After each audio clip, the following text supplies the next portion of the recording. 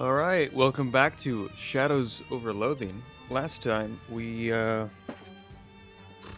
helped Charles, right? In the swamp.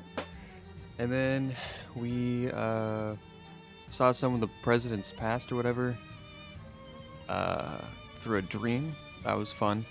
And then we got sent here to find something. I don't remember. Or is it someone? Something connected to Murray. Either a person or a thing. Don't remember. Trying to look for that. And right now, we're fighting a bunch of ducks who have taken over these houses or things, buildings, structures. And there's a bunch of sheep. And we have to get rid of them in order to talk to this person that's disguised as a sheep. So, yeah, that's fun. That's where we're at. We're going to continue there. Also, I had the settings open here. Didn't notice there's this. So we're gonna do this just for this fight, but I think that would be funny. So this is Mac Milliken's journal. Apparently that's a grain silo and not where you'd go to make funny faces. Who knew? The noise is coming from inside it. Oh God. Inside are about what you'd expect. You have too much sheep. Hear from several giant ducks that have found their way into an actual grain silo. You climb the ladder and appear in a bunch of very large and now even larger ducks are swimming around happily in Mac's grain, much like I would if the silo was full of mini marshmallows. These ducks are living their absolute best lives right now. And can't be put off by something as trivial as a hunted duck. I can't read. Today's gonna be a great day. All right. Why are you here? Oh, that's a problem. But I also have this.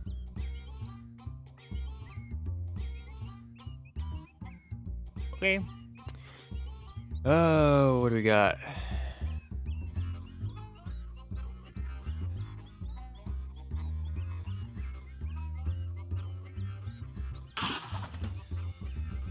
Well, yeah, everything makes spider noises. Okay. How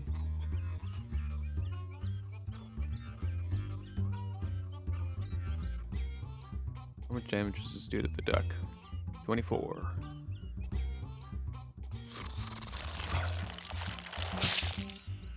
Now, I do a fuck ton. Dead.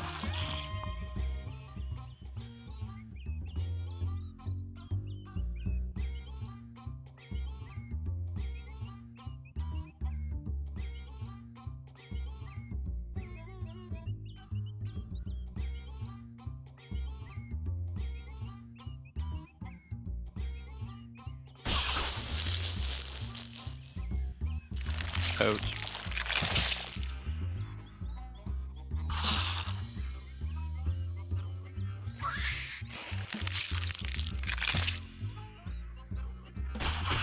Ooh.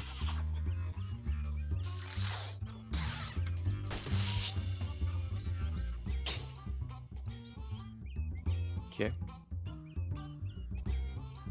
Ducklings are going to attack everybody. Good.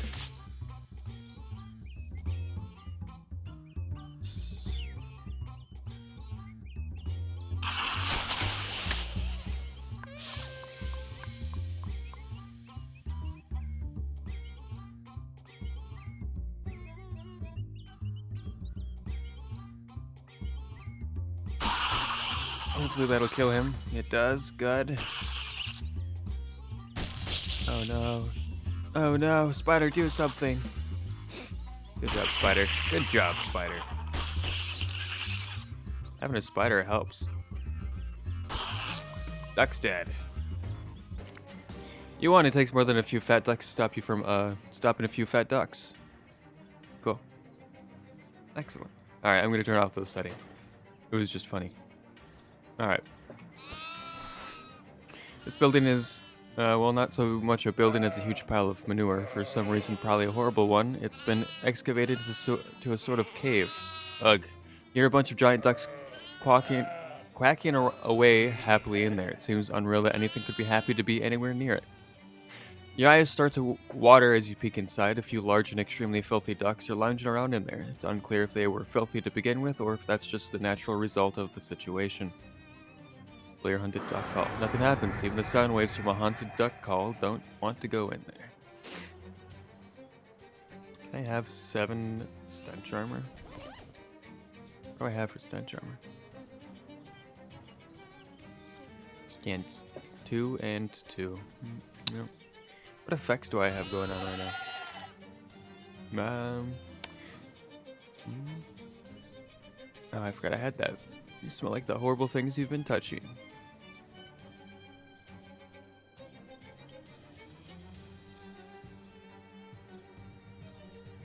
Okay.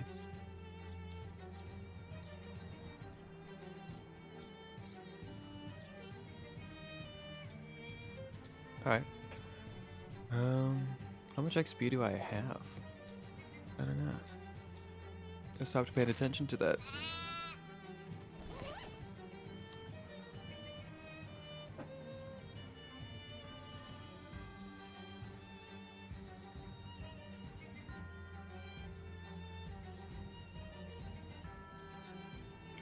Any of this give me stench armor?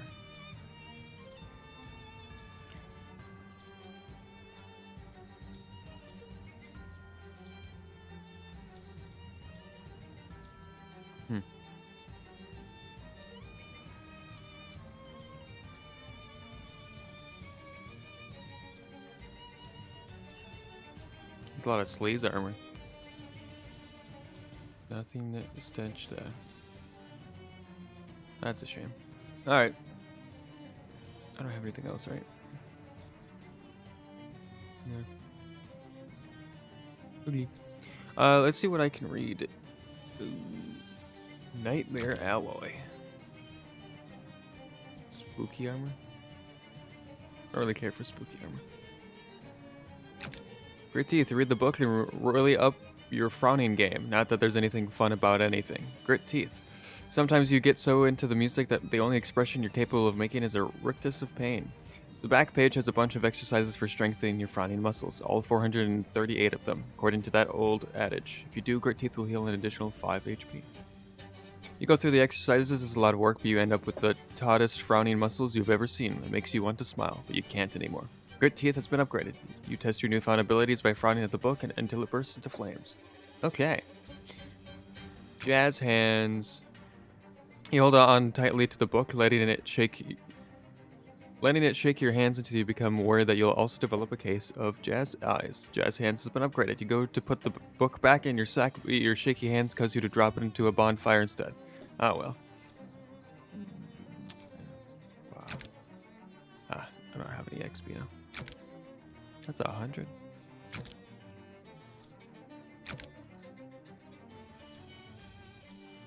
Yep. I don't have any XP. Alright. Well, in we go.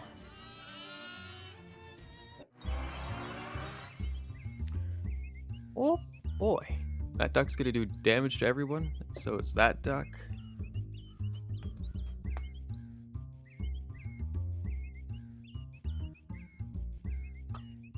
Okay.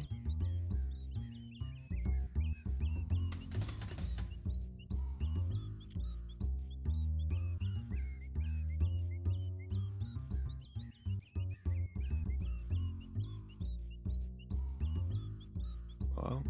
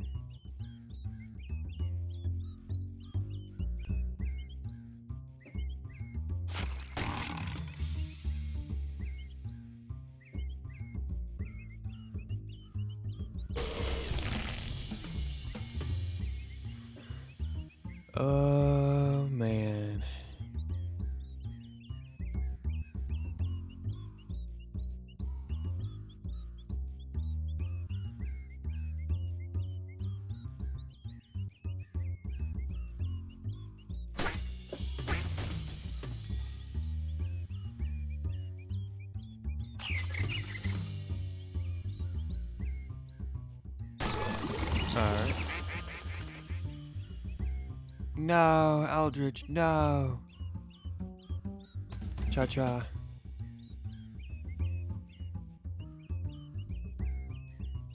Two physical damage? What?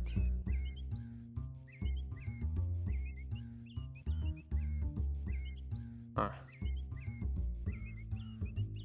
Why does this do, like...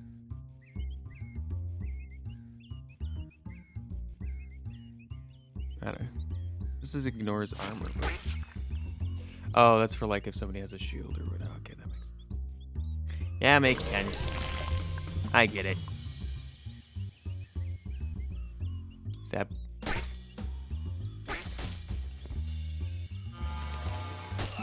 Ouchie. Okay, dead ducks. You want to know? Quick, go find somewhere it's safe to inhale. You're starting to turn blue. This old stone tower has been converted into a storage shed for storing ice if we're just gonna call him Mac, is to be believed, and why wouldn't he be? It's his farm. Cool. You look in the door and you find several huge ducks chilling inside, literally chilling, sitting on big blocks of ice. Investigate. Cold armor. These ducks really don't seem to mind the cold at all. Maybe they're the sort that fly north for the winter. Blow it. These ducks are way too cool to be bothered by your haunted duck call. Dive in weapons first.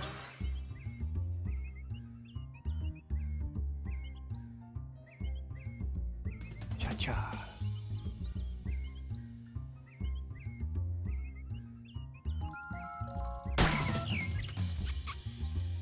Was that worth it? Who's attacking who? You're going to kill Eldritch no matter what. So.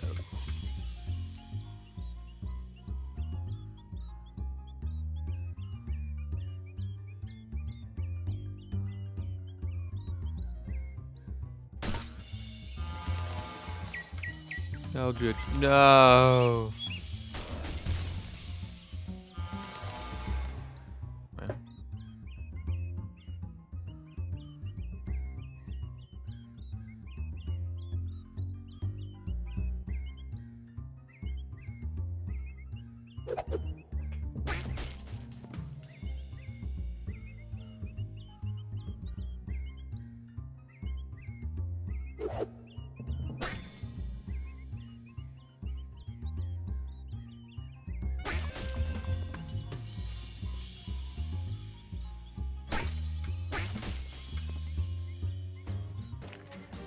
You won. You really put those ducks on ice, or off, rather. Oh, I'll just evolved, leveled up. This is Pokemon now. Oh, hey, deal 20 cold damage. Physical armor by 6. Excellent.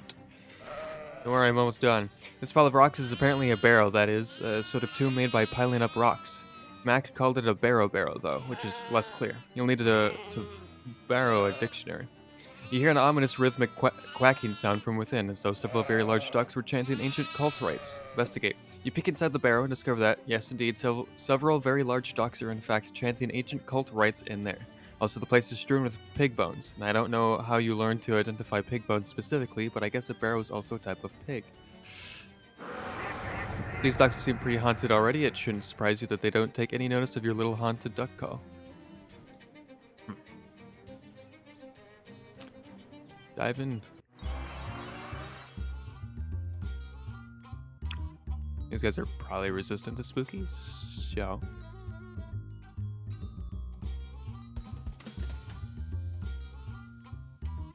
How much damage can I do? 26. Stab.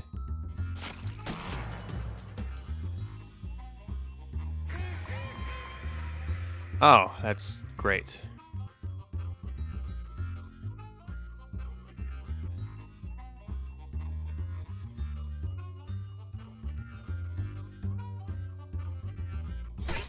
Stab. Eldritch, no!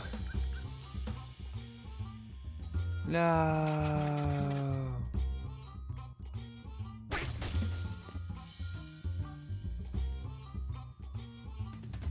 Cha-cha.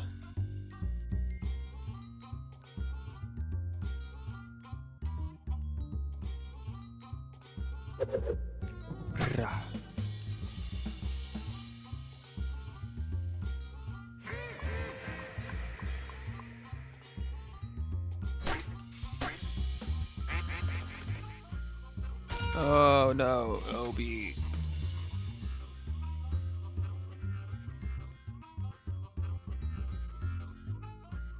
It's a little overkill.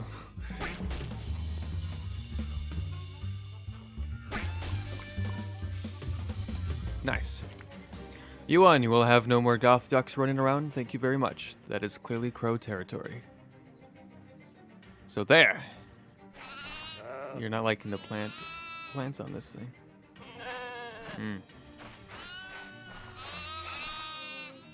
It's the barn you've been herding ducks into. It looks like they won't be able to cause much trouble in there, but you could still fight a few if you feeling like it. Yeah, I think I cleared out them all. Yeah, I mean, hobo code. Do you know any hobo code you could teach me? Are those giant ducks still wandering around? No, I took care of them. It's safe now. Oh, that's a huge relief. Sure, I have some farm-related hobo code. She teaches you a few symbols, most importantly pointing out the differences between the symbols for grain and fertilizer. Thanks. The hobo camp. There's a hobo community forming outside of Ocean City. Might be more fun for you than pretending to be a sheep out of fear for your life. Are the ducks still wandering around this place? Nope. I took care of them. It's all good. Oh great, my back is killing me. A long walk upright like a normal human being sounds pretty good right about now. She stands up haltingly and limps away without removing the costume. Okay. What did this guy need help with? Okay, I took care. Oh, it was the ducks. I took care of the ducks for you. Ah, you did. Hey, be sure. I'm much behind to ye, laddie. Couldn't have dealt with them ducks on me, and that's for certies. Was there something you was wanting then? All right. I met a lady named Xenia who said she loaned you a paperweight. She needs it back. A paperweight, she called it? Ha. Well, no, I suppose it could have been a pinch. Hear ya then, and tell her how's it going for me. It's that kind of paperweight. Thanks. Bye. Bye. All right. So we got that. We discovered this place. Might as well go there. Oh, what the fuck? The dirtback road you're following branches off an even dirtier backier road. An old wooden turn marker reads Papusasku, which is real exciting if you're into diacritics. You shade your eyes with your hand in that way people do when trying to see a far distance, like they're pretending they have invisible binoculars or something. You can kind of make out a low pile of rubble that might be a completely destroyed house. Behind that, some kind of shed or something. You know, leave it for now. Wow, it is hot here. Smoke pours off of this nest of very hot ants. Collect the hot stuff. You plunge your hand into the nest to pull out the hot stuff. Hell yeah. Caution, do not throw anything that starts with H down this well. This fence isn't really accomplishing anything. No, it is not. Smoldering bush. This rock is boiling with... Blah, blah, blah, blah. You're not going to let that sign tell you what to do, are you? Fish. What am I getting? Manage... Ooh, boiled blood. Increases maximum HP by 7 and hot armor by... Oh, looks like you've caught everything that was here. Well, that's actually nice. Throw something in there. Oh, something with an H, eh?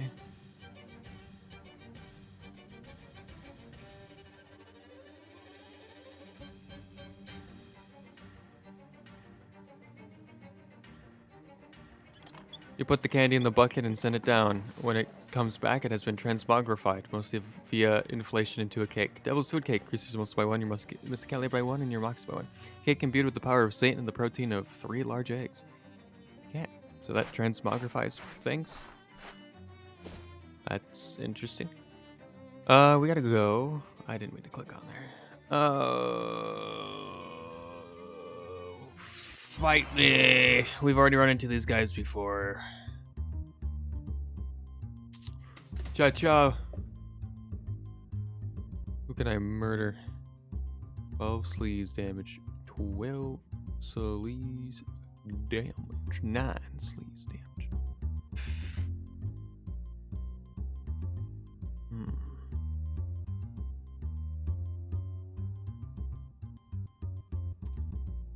Four.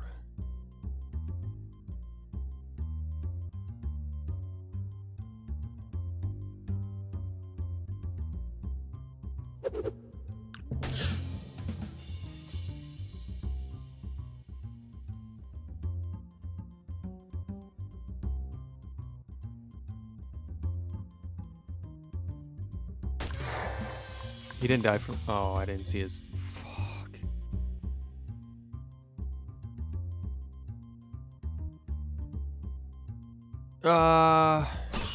He's not gonna die from that either.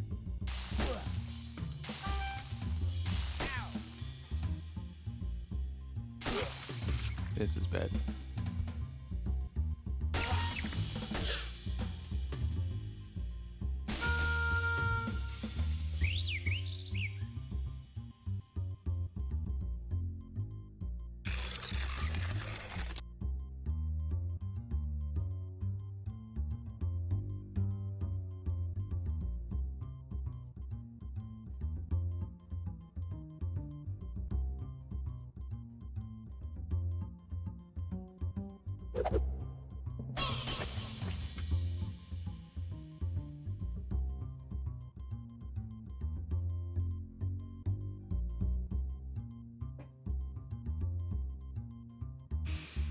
Hmm.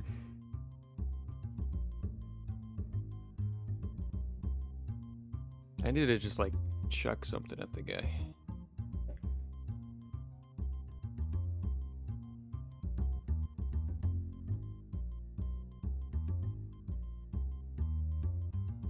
I don't have anything to chuck.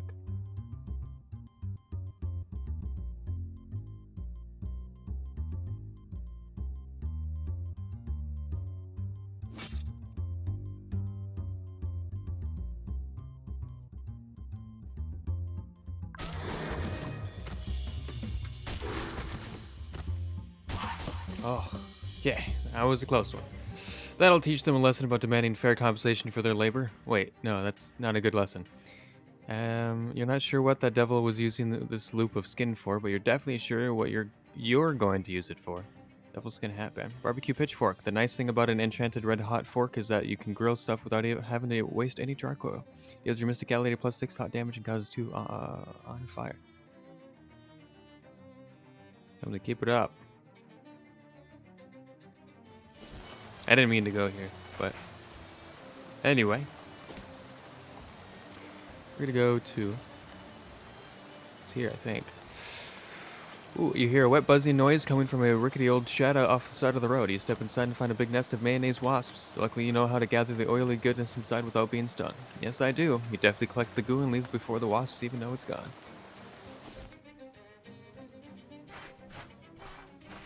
I'm back. Then it gives you a curtain. You got my paperweight back from Mac yet? Why did you say it like that? No reason. Got it right here. Ah, good. She slides the paperweight onto her right hand and smacks it against her left palm a couple of times. Missed that feeling. Thanks. Don't mention it. Alright, I think we're all good now. Pardon me. Hello, sir. What's our mission status, Jasper? Wadelin's all set to spring the gate. Sadie is armed and dangerous. Well, only a little more dangerous than usual, I guess. Uskalusa's confident she can get us into the inner sanctum. Grover's got Big Betty ready to blow. Farina says the getaway car is good to go. It looks pretty good, although there's still a little bit of prep work we could do. Let's do this! With this level of preparation, it's risky, but I think it's doable. Can you pick up some of the slack? I can, and I will. Should also point out, any unfinished business you've got with the rest of the team is going to remain unfinished if you pull the pin on this now. Whatever they asked you for will become irrelevant real quick. Nothing you want to wrap up first? I mean, with the team? No. I think I've done everything for all the people here, so now I'm good. Alright. It is ready for action. Ready for action! What's Calus's do if we prop it up this floodlight? Wendell is doing some last minute fiddling with his little machine. Iola is leaning against the trunk of the limo, looking cool and sultry. In a sense, those words are opposites, but you probably get what I mean. Trevor sits, waiting for his time to shine. Farina is standing next to her souped-up limo, beaming with pride. Give her a thumbs up. Anyway, just because you can leave in the middle of a heist doesn't mean that you should. Jesper is keeping an eye on the road. I'm not gonna ask him for advice. There's a guard patrolling. Approach him. You wait until he nears to approach. Hey.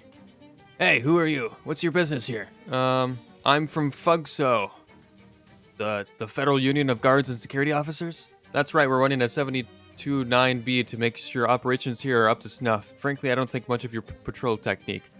You're just walking back and forth in a straight line, not looking around you, not checking the corners. You aren't even walking the full length of the entryway. There could be a gang of half a dozen anarchists in a Ford Model T limousine parked not 20 feet away, and you wouldn't even see them. The guard breaks down in tears. Please don't take my license. It's the only job I know how to do. I got fired from the spaghetti factory because my noodles always came out wide instead of long. Calm down, buddy. I'm not here to get you fired. You're a union man and I'm on your side. You just need some training, that's all. Really?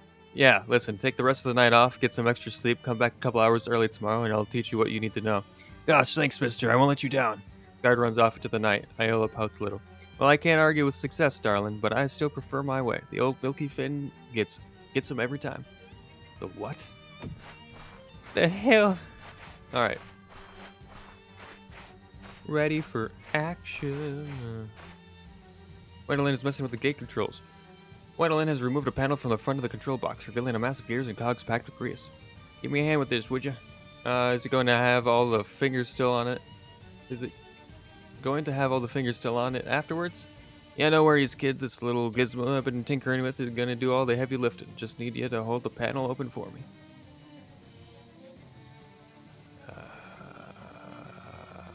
Hold open the panel.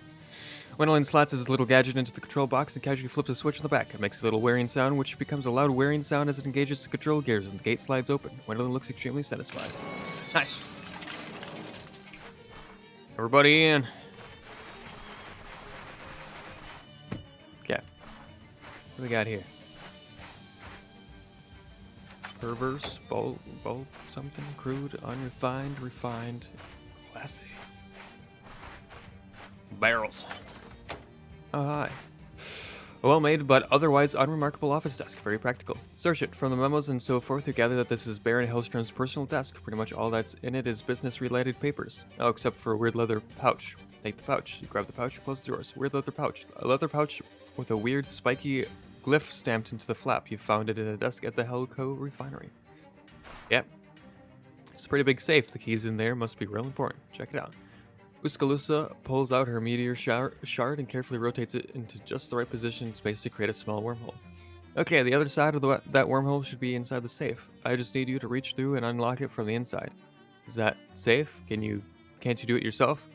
I have to hold this shard in just the right position so the hole doesn't close and slice your arm off. So no, it isn't safe, but also no, I can't do it myself. Fine. You reach through and jiggle bits of the safe mechanism until you reach the hatch. You hear the latch click open. Then pull your arm out of the hole with a relief. Woo! Woo! The safe opens to reveal a single key inside, which makes the word keys on the inside a real exaggeration. And now that you've grabbed that key, it's just a lie. Key to the oil baron's bunker. A complicated looking industrial key. Nice, got the key. Right, that's my bet done. I'm heading back to the car. Good luck. Bye-bye, Uskaloosa. Thanks. Locker. Refinery workers' pants. +1 muscle, +3 to melee weapons. These pants are designed to provide all the support you need when you're swinging a refining hammer. Don't mind if I do. Alright. Forever's moment is approaching. Nothing but more oil tanks that way. Alright, who's left? It's just you three. Bunker door's locked. Unlock it with the key. Click, go inside. Alright. We're in. Holy jeez, is that a bomb? Yep, ain't she a beaut? She's big as heck. Oh, don't worry, it's a shaped charge. Pretty much all the blast force is gonna go straight to that wall. Pretty much. Or you plan on standing right next to it? Can't recommend that in any case. Go ahead and light the fuse whenever you're ready. Give me a second. Door's been welded shut. Alright, well fuck it. I ain't got nothing else to do. Let's blow it up. Do it. Thanks. Whoever sits and admires his handiwork, he'll head back to the car soon. What the fuck? The hell did? What? Okay.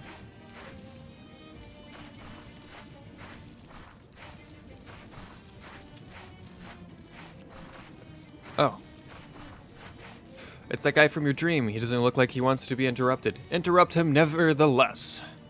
Who I don't even remember what voice I did for, but who in tarnation are you? You got about to the end of this sentence before I kill you deader than most people are aware is possible, bucko. 8 mysticality and 7 spooky armor. Turn around and leave. Ah! Nice try, you yellow-bellied varmint. If I weren't so busy, I would literally tan your hide. He beats several kinds of hell out of you and throws you out of his bunker. Ugh. Hold on, I needed mysticality and with spooky armor. Fuck, I forgot. 1 spooky, 6 spooky. It's spooky time, boys. And then Moxie, I need 1 Moxie. I need Moxie.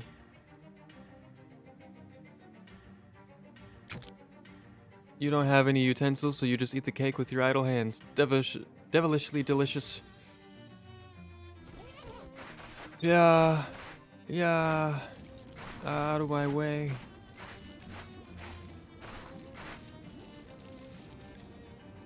ERC inspector, sir. What? I ain't got one of those. I mean the energy regulator commission. We ain't got one of those neither, and if we did, I'd be in charge of it. I'm referring to the actual federal government, sir, not whatever your inexplicable situation is. Bah! Coolidge can go suck a rattlesnake. Be that as it may, sir, I'm here to inspect your huge and mad science contraption. Get away from that console, varmint. Commence to inspecting. You give the main console a thorough inspection while muttering a lot of made-up nonsense science words. Well, sir, it seems like you've got yourself a real problem here. What in blazes are you talking about? Someone's yanked a bunch of wires and cables out of this thing and also punched a lot of buttons at random. You what? I cannot confirm or deny that it was me. The machine starts to vibrate intensely and smoke pours out of one of the vents. This is clearly not up to code.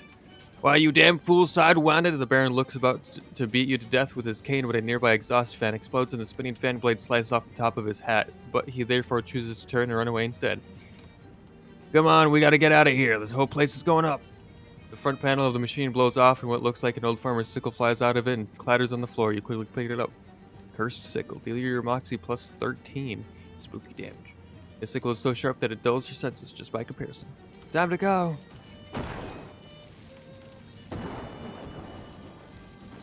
Oh wait, is that? Oh, you. Whatever this infernal machine used to do is no longer doing it correctly. Right. Get the hell out of here. Crawl, you fool. Crawl. Get back outside. Yeah. Hey, worm your way out of here. Friend is standing next to her suit. Oh, jump in. Friend is. Yep, let's go. Let's go. Well, everybody, that went better than I could have ever expected. Just goes to show the old crew still has some life in it after all. Although clearly I gotta hand it to our new member, Festus, who couldn't have done it without you, kid. Ah, shucks, it was nothing. Nonsense, you deserve one hell of a reward for what you've done today. Fortunately, most of our money is tied up in the savings bonds, so you'll have to settle for my cool shades. These sunglasses are cool both because they are stylish and because of their association with cool crimes. Nice. Ooh, thanks. Now it's time for us to get back to our retirement. I got a shuffleboard game in 20 minutes, see you all around. Iola gives you a big hug and everyone leaves with a wave. Bye, let's do it again sometime. Nice, that was much easier than I thought it would be. So I've been wearing Moxie and 5 HP. What do the glasses do? Glasses aren't there. Are the glasses a... Oh, they are.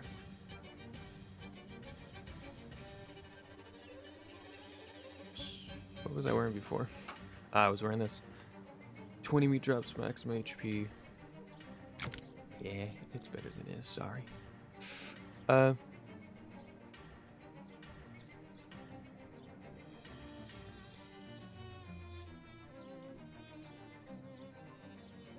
Yep.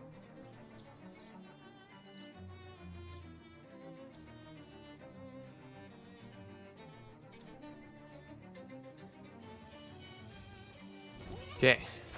So we did that. Oh, hey, the hat. Yeah.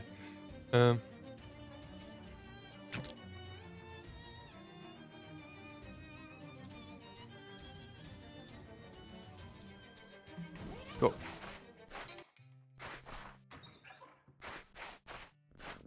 Try to pet her.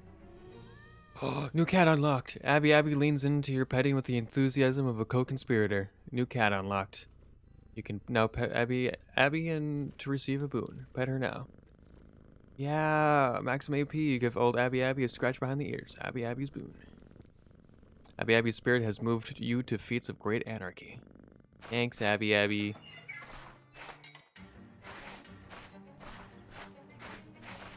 Yeah, my hobo code ain't shit.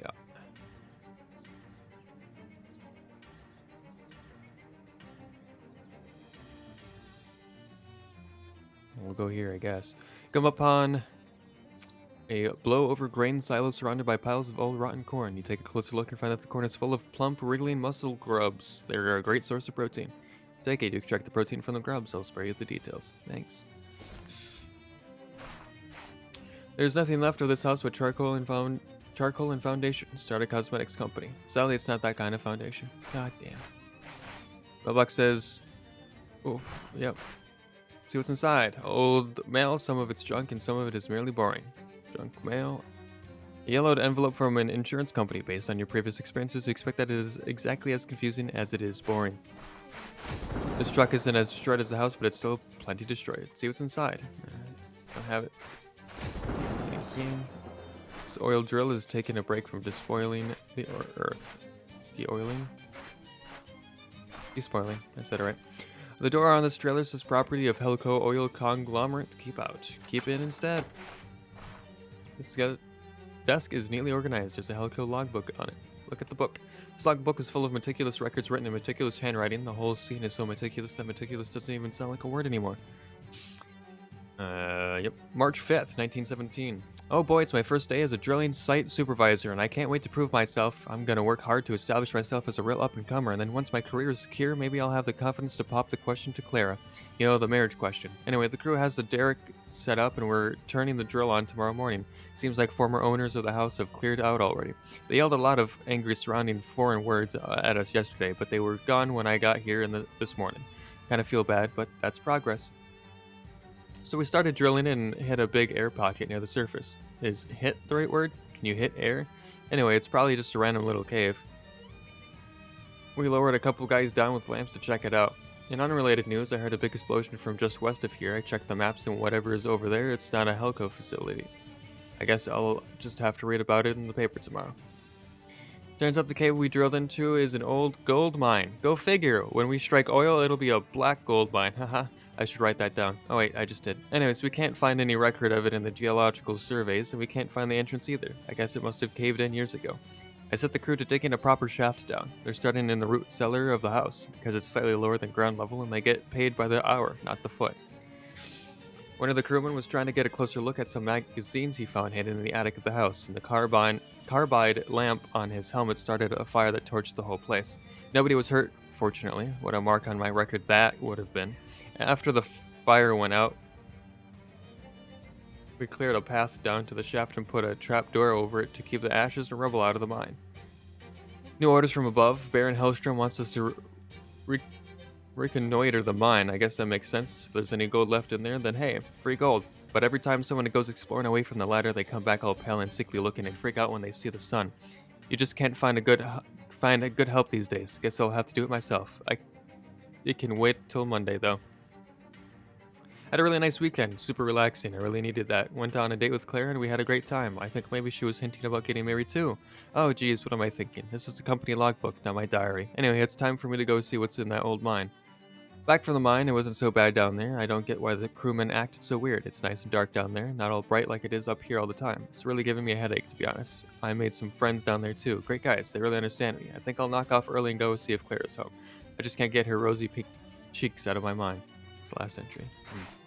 Inside the trailer, there's a locker. See what's inside. Inside the locker, there's a blazer. And inside that, in the pocket of the blazer, there's a ring. I guess this gag doesn't go as deep as you'd hope it would. Engagement ring. Fancy diamond engagement ring you found in a blazer in a locker in a trailer. It's too small for you to wear, even on your pinky. Expensive and expansive tool chest. See what's inside. Miniature blowtorch. Spray on asbestos. Unsurprisingly, tools. Expensive, expansive. Oh. Neatly arranged workbench. Make some stuff. Nah, I don't care. Alright. Want to hit the road and see if you can find some other wrecked homestead? No need to be so bleak, but yes.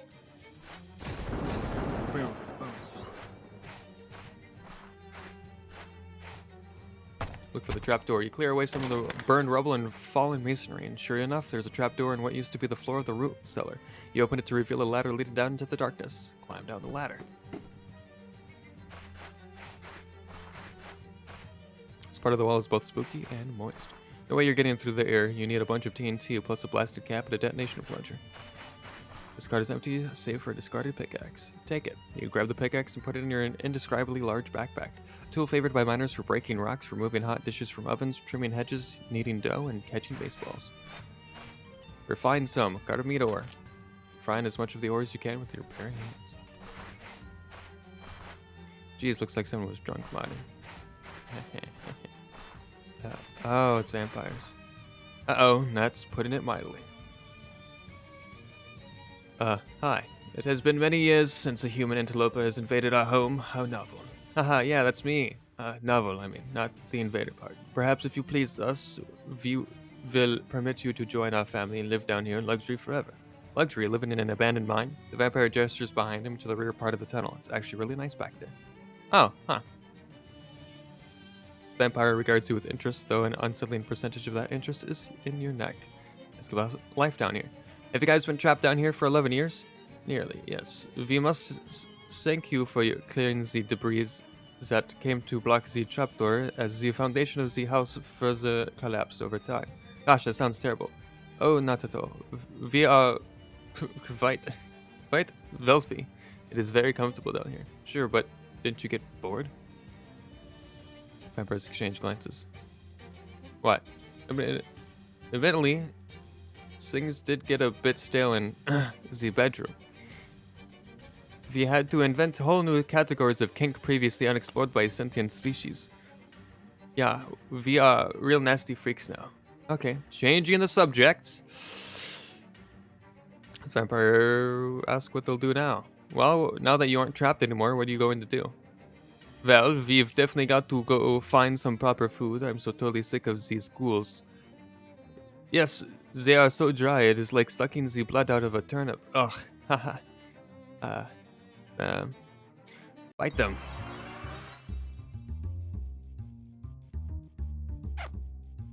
They're all gonna attack Obi. These guys aren't gonna attack. Do 22 damage. Pop. This does 9. Guys have 17 health.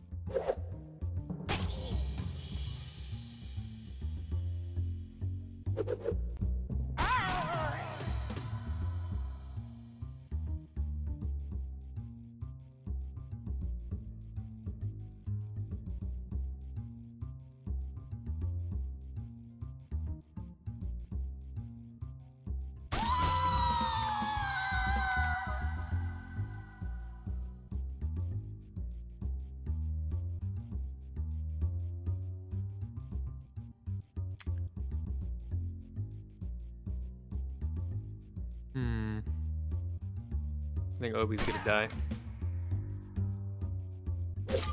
Oh, he's dead. Yeah, fuck him up, Tentacle. Fuck him up.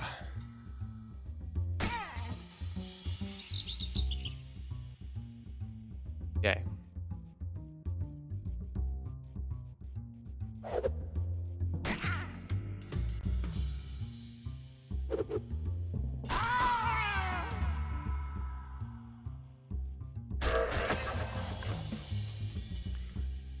And dead. Good job, Tentacle. Good job.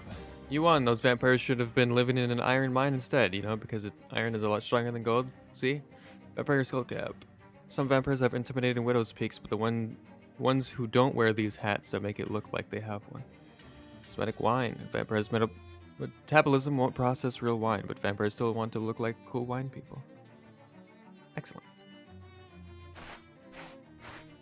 Wow, these vampires really classed up this collapsed mine. Must be nice to be rich. An expensive nightstand. Check the drawers. The bottom drawer is full of meat. Actually gold, but we'll just go ahead and convert it for you for convenience. Thanks. Better just to not even think about it. Yep. All these books have been thoroughly read. They're all dog-eared and practically falling apart. Oh Jesus, a copy of the Kama Sutra with a huge bite taken right out of it. How'd they get electricity down here? This is a special kind of chest that only rich people are allowed to know about. Dark sofa for dark... Ah. Fancy mail order catalog sits atop the fancy mahogany end table. Grab it, fancily. Expensive Luxuries, Inc. Catalog of goods that were high-end at the time this catalog was published, but are now mostly obsolete. 40-year-old trash. Grants an upgradable skill. Treasure everywhere. This is item drops. There's a surprisingly undistinguished guy back here. Hello? Salutations, I'm Croesus Vanderbilt. You may have heard of me I'm the richest hobo in the world. That doesn't seem like a high bar to clear. I'm claiming the title regardless, and you are? Oh, I'm Festus Thompson Jr., nice to meet you. I'm indebted to you for getting rid of those vampires, Festus. I've been hiding back here for weeks. I was obliged to eat my cravat for nourishment. Oh, geez. That's why he's here. What are you doing trapped in a vampire mine? Ah, well, it isn't a vampire mine, you see. It's a gold mine. I found the other end of the ore vein in a small cave a short distance away and tunneled my way here. Unfortunately, the point at which I broke into this occupied section was the same point at which my tunnel collapsed behind me. Yikes. Indeed. It was all I could do to remain hidden in these rocks, praying that those creatures of the night would leave at some point so I could make my escape. I've seen things that will haunt my dreams for the rest of my life. Oh god, please don't elaborate. Tell him about the hobo camp. You know, there's a hobo camp just outside of the Ocean City, and they sure could use some help wealth-wise, if you don't mind sharing. Ah, wonderful. Croesus Vanderbilt, hobo philanthropist. That has an excellent ring to it. I shall head there directly. He bows. Goodbye. The world will never know what riches might lie beyond this cave. Given. So, I dealt with what's-his-face. Kind of. Climb up.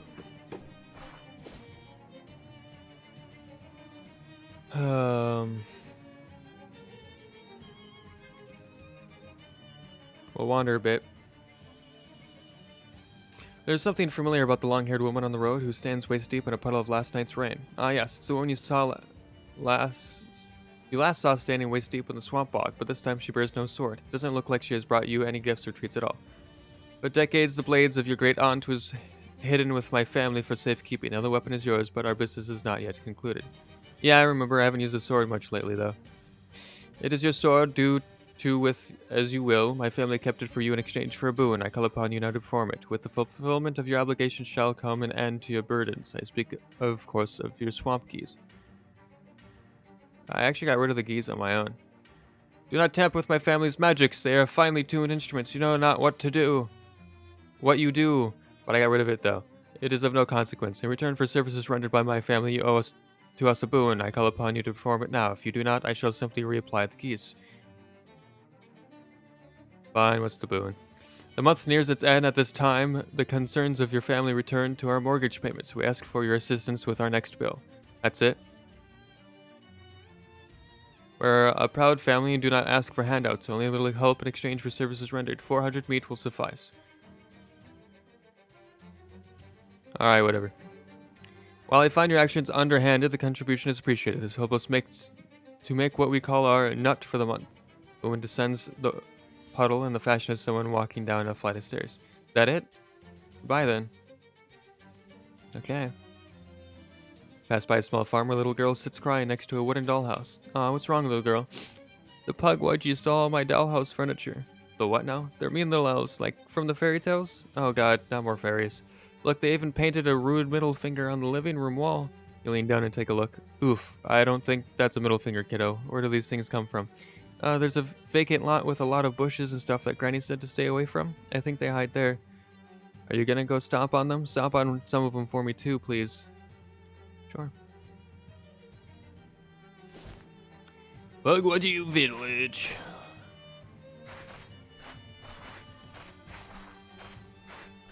Sign says Pugwudgie Village, July 22nd, 1829. It's weirdly specific. By the temperature and the architecture, you'd say this is an ice house. Peek inside. You peek inside the ice house, it's full of big, plump, chilled grubs. Harvest. Like the interesting parts of several of the grubs. Nice. Hey, plop. Shadow meat. Mead.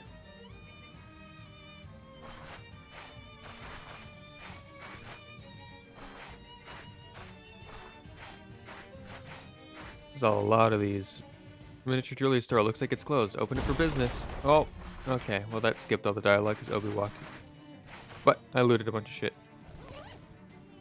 Renders you immune to poison. That's actually kind of nice. Let's sell it. Miniature firehouse. You hear some pugwudgies milling around inside. Kick the door down. I don't want to deal with pugwudgies. Fuck.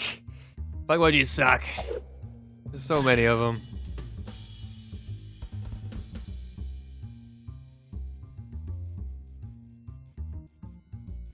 Jesus Christ. I'm gonna die. I'm just gonna... I don't care. You just got sacked from the fire department. You take a moment to consider your failure. I don't want to deal with pugwudgies. Pugwudgies? I don't want to deal with them. We're going back to Ocean City. I wanted to look up some stuff because I know we've found a lot of stuff. I also want to go back to the hobo camp and see what I can find there.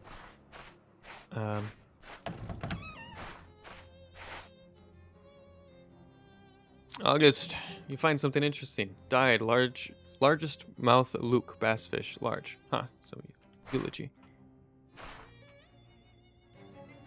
Find something interesting. The biggest headline on that date is the daring midnight theft of an entire model village from the Gray County Fair. That must be where the pugwudgies got their buildings. Crime for the ages.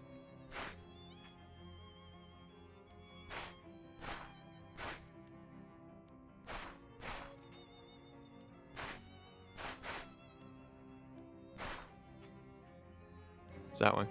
This morning, an unexpected explosion destroyed a barn in Gray County. Captain Alvin Hamlinato of the Gray County Fire Brigade reported that the fire was pretty well contained. Nothing to worry about, no problems here, and that it was probably caused by some hay exploding weird. And that we should go away and don't ask me any more questions. Funeral services for the farm's residents will be held tomorrow at St. Polycarp's Cathedral in Ocean City. Seems reasonable.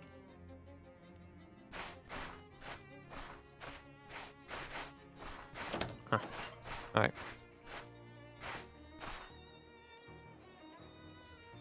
Oh, nice. Phylax. It takes everything you've got, but finally the streaky hull of Phylax falls to you in this contest of raw strength. The cast iron head gives you a nod, respect between gladiators. Metafin.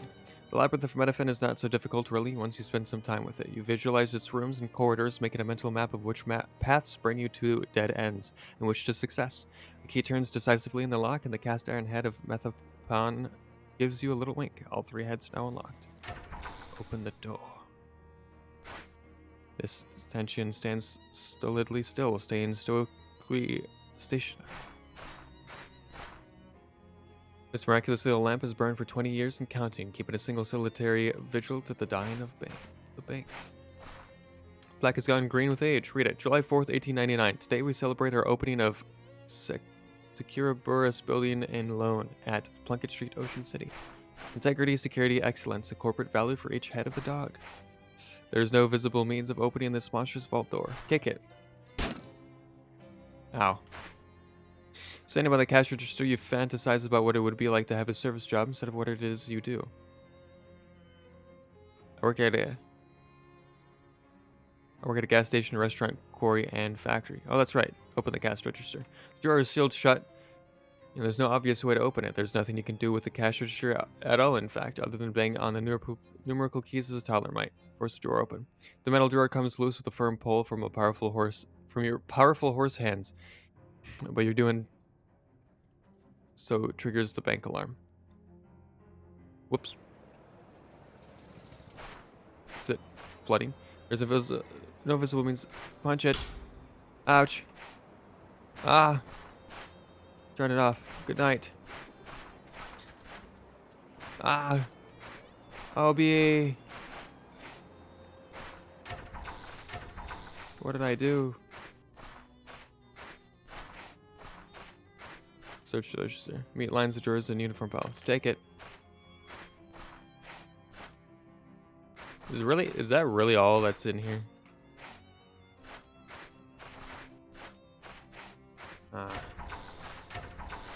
can't be. That can't be. What? There's got to be something else.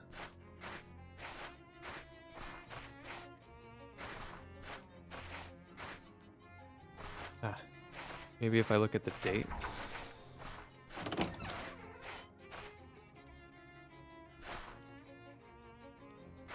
I don't remember the date. I just looked at it. It was in the 18.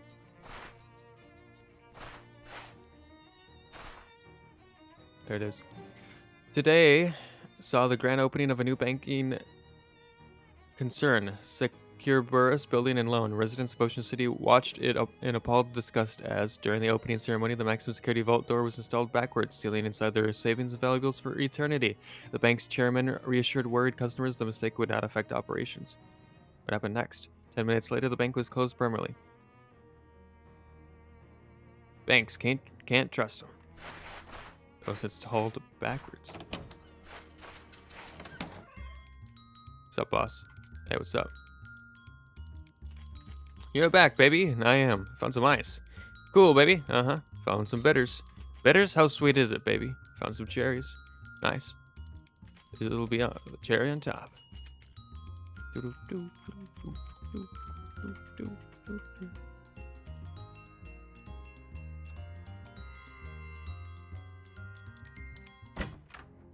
Oh. God, I did that. Translate. Code says grapes under here. You quickly pry open up the tile, and sure enough, there are grapes. Floor grapes, aged and flattened. Take them to Fancy Dan. Hey, Fancy Dan, I got some floor grapes. What's shaking, Dan? I am, baby, I am. I found some floor grapes. Floor grapes, hey, well, when life gives you floor grapes, make floor wine, baby. Sounds like a plan. Anyway.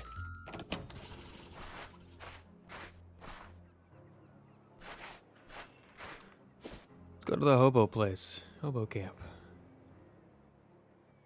Oh, he stops at the entrance to an alley and looks around. Hold up a second, I'm hearing a familiar melody.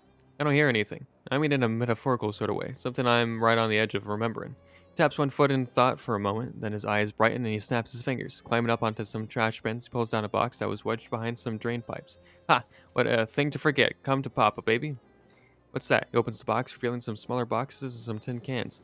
Genuine Cola Wars rations, pork and beans, hardtack bread, and a whole can of cola syrup, and a carbonation tablets. You were in the war? Nope, I can carry a tune, but my feet are flat. Plus, I got conscious objector status, and account of being a pepper. This stuff is army surplus I stashed away against leaner times. You aren't planning on eating that, are you? Even in cans, it's still 10 years old at least. The beans and bread, no. This syrup, though, this stuff don't go bad. It goes good. Pulls out a church key and punches a hole in the can. Nice hiss, and takes a swig. His eyes go wide. Whew, no, that is what I'm talking about. Nice. Take your word for it. Ooh. Hey, Beatrice. Hi, Beatrice. Oh, hey, thanks for the tip. This place is great. Why are you still dressed as a sheep? Well, first because I came to the realization that not only have I really gotten used to being a sheep, I've actually come to like it. It just feels right, you know? Okay, what's the secondly? Duck zipper. Aha. So. Pardon me.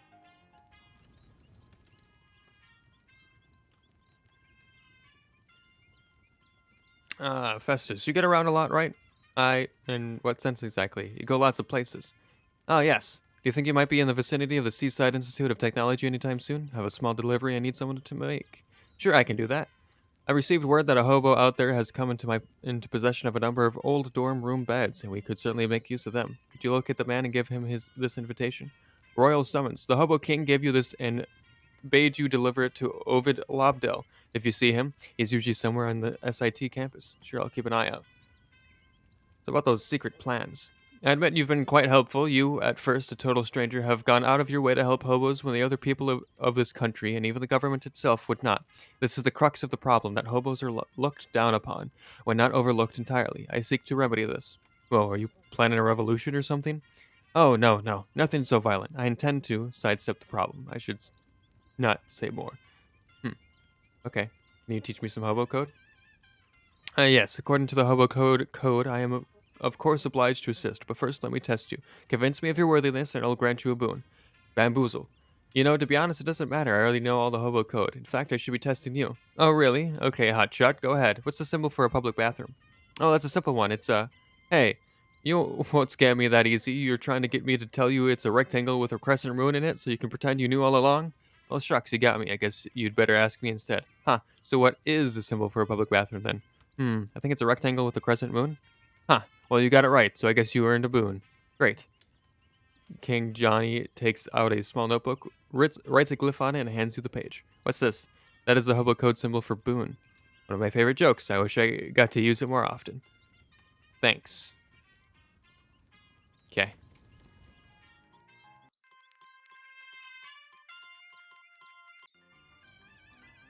Where are the other people I sent in here? Hey, Clyde. Hey, Clyde. Oh, hey, Fess is right. Thanks for pointing me to this place. It's pretty great. Everyone's real friendly. Nice, so you aren't missing the solitude of the swamp? Nope, turns out that's less important to me than just being able to sit still and not do much. I've been helping out by growing herbs for the kitchen here. Ask about hobo code. Do you know any hobo code you could teach me? Sure, I picked up a couple of signs. Here's the one for keep off the grass. Thanks. It's Cornelius. Oh, hi. Thanks for the tip about this place. Everyone's been really appreciative about my corn and my cooking skills. Guess I was being selfish before. It does feel good to share and help folks out. Oh, that's great. So you've been doing a lot of cooking? Yep, we've been making a lot of cornmeals out of cornmeal. Anything I do for you? Do you know any hobo code you could teach me? As a matter of fact, I know several hobo code words. Are they all? They are all corn related. Yes. Writes them down on a corn husk for you. About something else. So it's cooking. I tried a few different things, but everyone liked my cornbread best. So mainly just cornbread. Here, let me cut you a piece as thanks for helping me out. Wow, cornbread is wow. It's so delicious I can't even make a joke about it. I just want some cornbread. Same. Oh, thanks. Anything else I can do for you? Nah, thanks, man.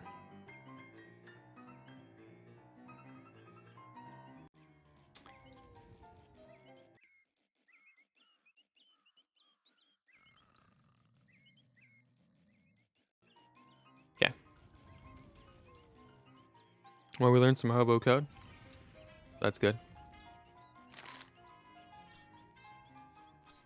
Let's see. We got more books.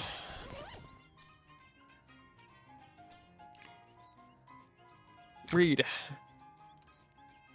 A high-end mail order catalog published in the late 19th century. Back then, the catalog alone would set you back 200 meat.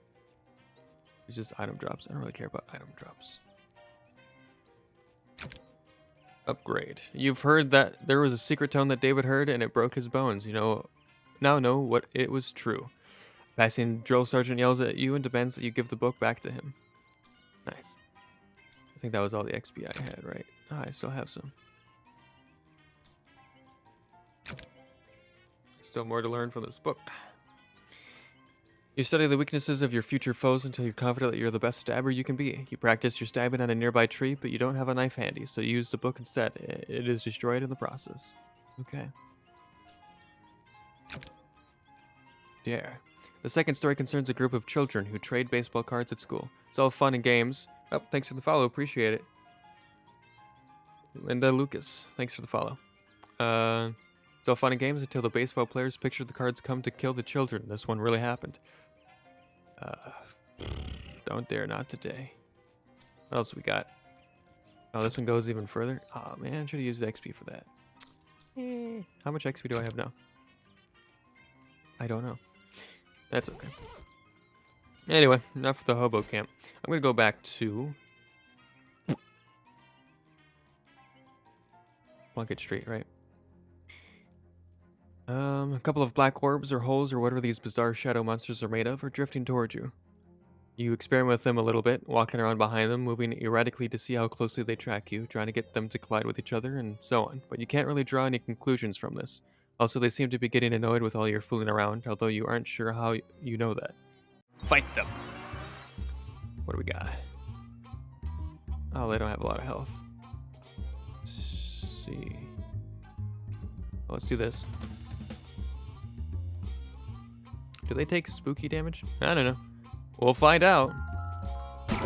They do. You won. The orbs dissolve into black smoke and, I don't know, angst probably. Nice. Alright, let's go back, because I really don't remember what we're doing.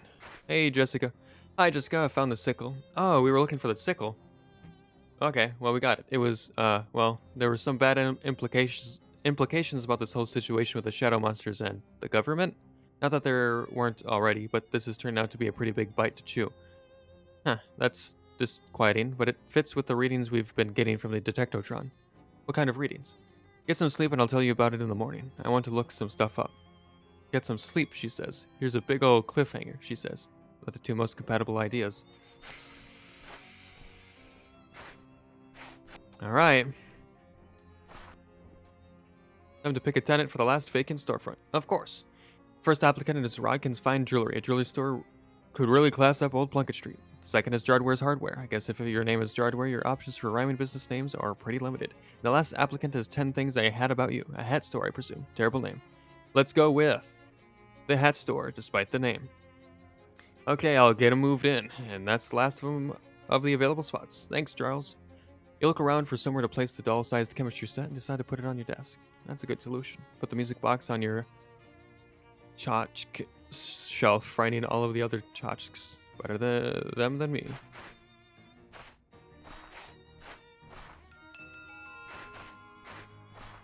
Teco.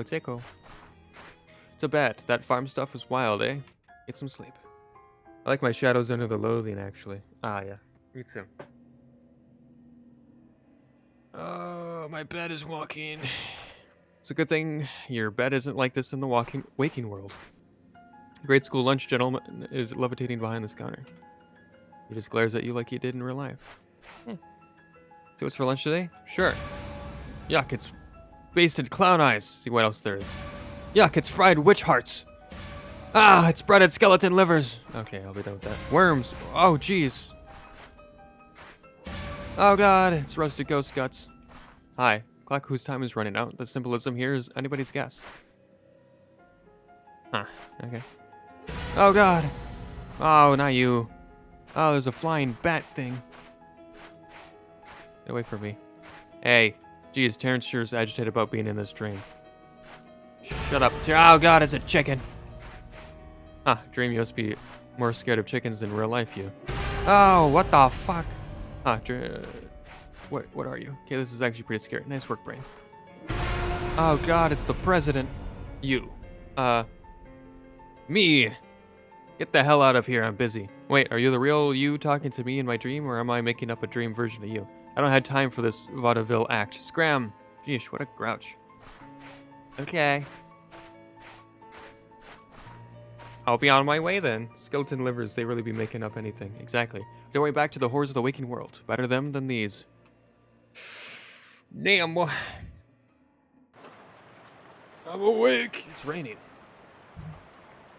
That's a first. Teco. As you leave your room, you notice a letter open near, stabbed into the door, pinning a sheet of paper to it. Hey, Jessica, what's this document knifed to my door? I didn't look. Figured it wasn't any of my business. You didn't see anybody come into this room and try to murder my bedroom door with a letter opener? I was busy. Letter opener. Of all common household objects, the letter opener has the largest gulf between how sinister it looks and how mind-numbingly boring its intended use is. Income tax past due? Whew. Found this ominous document stabbed to the door of your room. Oh god, it's the IRS! Dear Festus Thompson Jr., a recent audit of your last tax return shows that you have an outstanding payment of 13 meat. Please settle the balance owed at your earliest convenience, otherwise penalties and interest will be assessed at a rate that most people find very surprising and will continue to be assessed repeatedly at short intervals. Taxes? To the shadow government? Is that a joke? Even when the government is corrupted by shadows and mostly spends your tax money on evil, you still have to pay taxes. Even evil potholes need to get fixed. I only owe 13 meat. Oh, meat's meat. Okay, fine. Where'd I go to pay this? The IRS office is in Government Valley. Where's that? Down the coast a ways. It was the nexus of all things red-taped related before things started getting weird. People don't go there much anymore, unless they absolutely have to, like you two. Yeah, to fix this bureaucratic nonsense that is most certainly a trap. Definitely a trap, but you have to go anyway. That isn't the only reason why. Oh, you found another artifact, huh? Kind of. What do you mean, kind of? Well, I wasn't there yesterday, and it's too, I don't know, big, powerful, strange, to just be a regular artifact, it pegged the dial on the detectotron. Oh boy. Oh jeez. Yeah. Well, how do I get there? Hang on, I've got a map here somewhere. Wait, a what? A map. Is it a real map? Or just another one of the vast array of non-map things you keep referring to as maps? She glares at you and shoves an honest-to-goodness according to Hoyle map in your hand. Wow, Jessica, this is a real breakthrough for you. That's cool. What do you think about this, Charles? Anything I can help you with? Nothing. Sorry, Charles. Kitty! Oh, alright. Guess we're here now. Anyway. Xenia, from Justice's gang, she winks when she sees you and gives you a nod. Actually, it was probably a blink. She doesn't seem like the winking type. Chat with her. Hiya, Xenia. I haven't seen you around here before. I stopped in from time to time. Dan slips me free drinks since if trouble knocks, I know how to knock back. What have you been up to? I don't even know what to tell you. I was looking for my uncle, but somehow I got wrapped up in some kind of conspiracy that seems like it's both political and other dimensional. Heck, I might already just be babbling to myself in a padded cell somewhere. Chin up, kid. Don't let the bastards get you down. That's the important thing. Thanks, Xenia. Appreciate it. It's dark. Oh, hi. It's dark. Anyway. Bus stop. Government Valley. Dude, Jessica is my waifu. Final. Sinister enough for government work. She's everyone's waifu. This bench has been covered in spikes, so no vagrants are tempted to sit on it. You know, it's a sad thing that this actually exists in real life. Anyway. Nope. Went off into the desolation rubble and burned out buildings. For once, I have a map.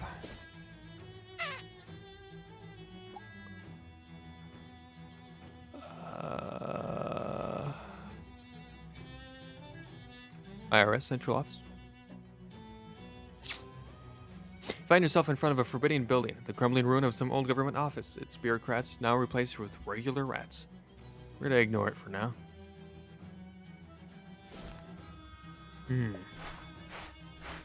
Briefcase has been discarded among the rubble here. What's inside? It's full of meat. It's amazing what people will throw away if you oppress them. This wheel must have gotten tired of being attached to a car. Hopefully next year's model will be right side up. Who's calling me? Someone's calling, but that's not a normal ring. Maybe an international call? He looks sad. Oh, he's not bothering anybody, but this isn't the one. I don't want to talk to him. I understand. I'll burn the telephone then. Wait, what? Ah! Telephone is in use. Well, is in use. The local branch of the IRS is looking pretty rundown. You'd think they'd have plenty of funds for upkeep. Maybe that isn't how it works. You take a deep breath and settle your nerves.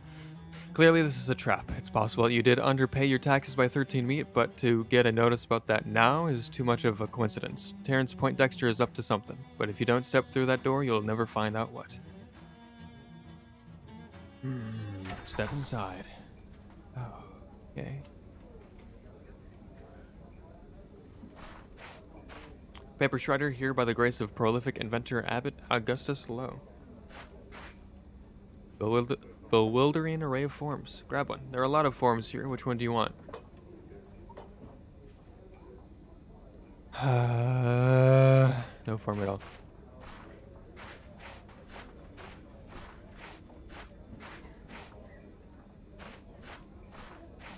It's one of those horrifying guillotine paper cutters.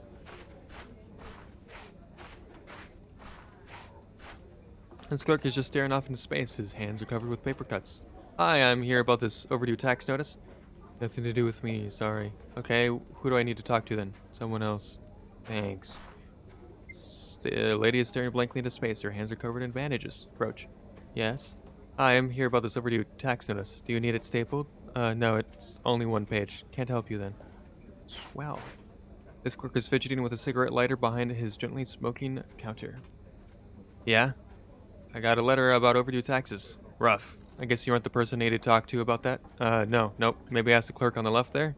My left or your left? Sure. Thanks. This clerk is muttering quietly to himself. Under the terms of my office as a notary pub... Excuse me, who do I need to talk to about this overdue tax notice? Please say it's you.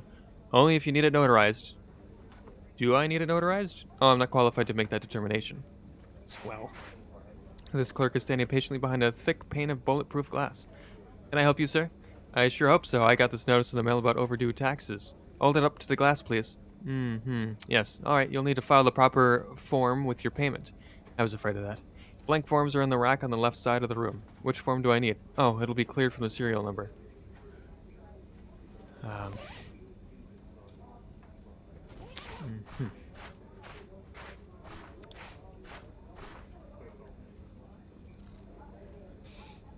Uh,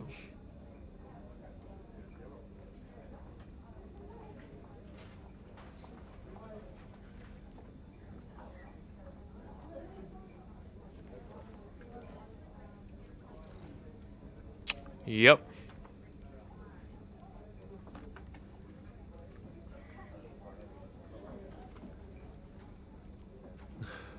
Okay. Well, let's.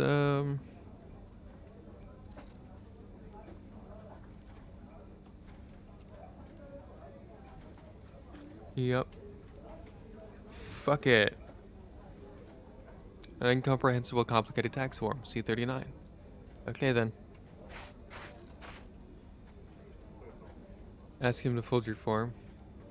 You hand him your form and he expects to close C. This form starts with the letter C. Is that a problem? I'm only certified to fold forms that start with the letter K. The other folders are off today. Already got a form.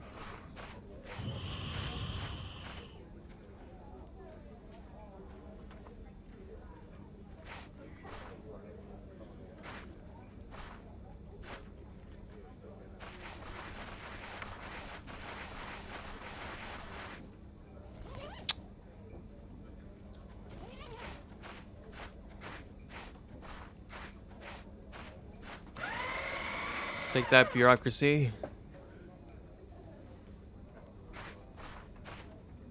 Fold it. Let's see. K, yes. There it is, K. That checks out. I'll fold it for you now. He carefully folds the document into thirds. There you are. Aye. Staple, please. This form ends with the number 3. Is that a problem? You need to... Ugh. Even number. Odd number forms don't get stapled.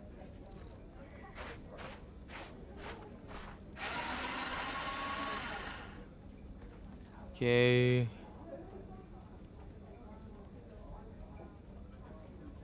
Is 0... I don't know if 0 is considered even. We'll go with this one. Thank you. Fold it, please. Staple it, please. Yes, it seems to be in order. I'll staple it for your name. Yeah? Do I need you to sign this form? No, I'm a singer. Huh? No offense, but I bet they're really boring songs. I'm a singer. A singer. I singe forms. Oh, I see. Wait, no, I don't. Why is that necessary? Why is anything necessary? It's what I do here. Ah, ask him to singe your form. Nope, sorry, I can only singe forms that end with an odd number. How is... Whatever.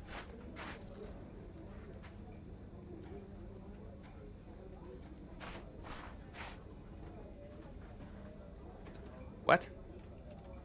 Are you a worm? Yeah, I have worm boots on. Worm skin boots. That make me wiggle like a worm.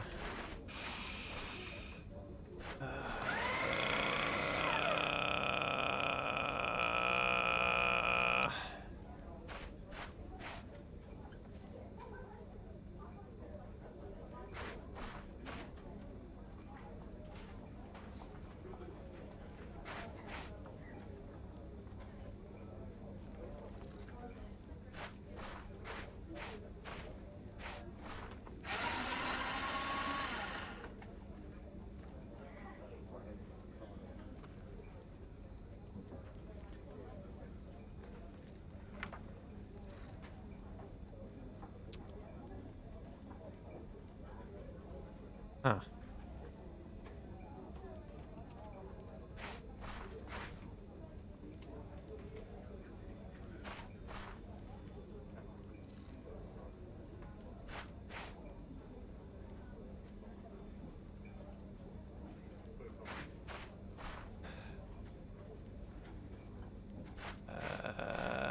What?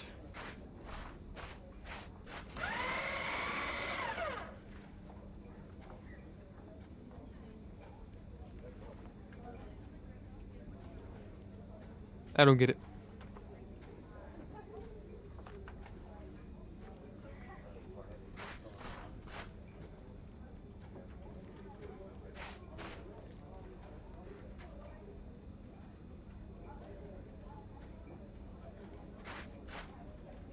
Alright, I'm just gonna murder. I ain't got time for this.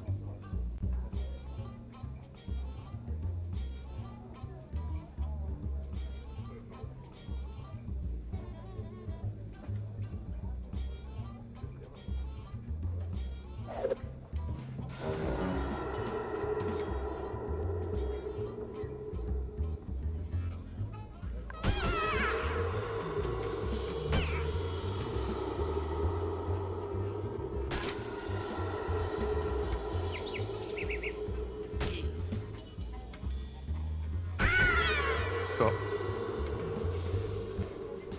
You won, you folded, spindled, and or mutilated that guy. Excellent.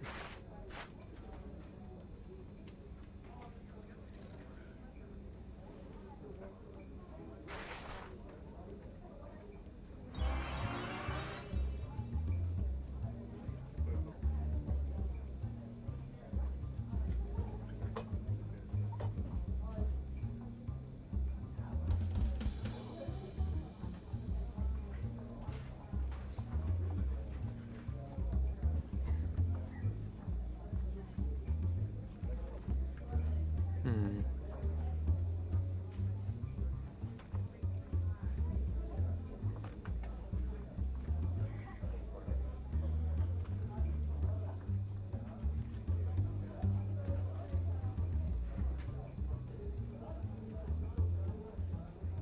What to do, what to do.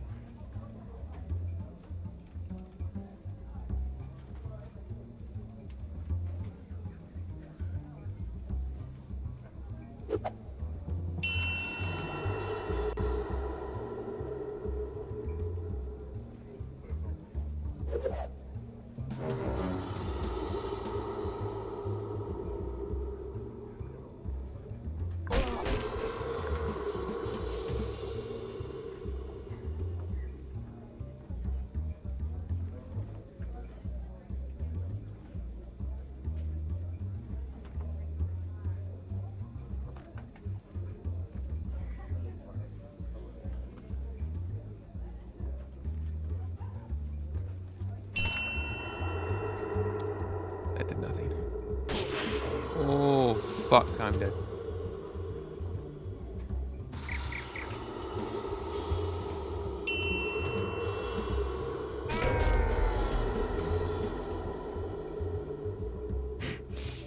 It's all up to you, Obi. All up to you.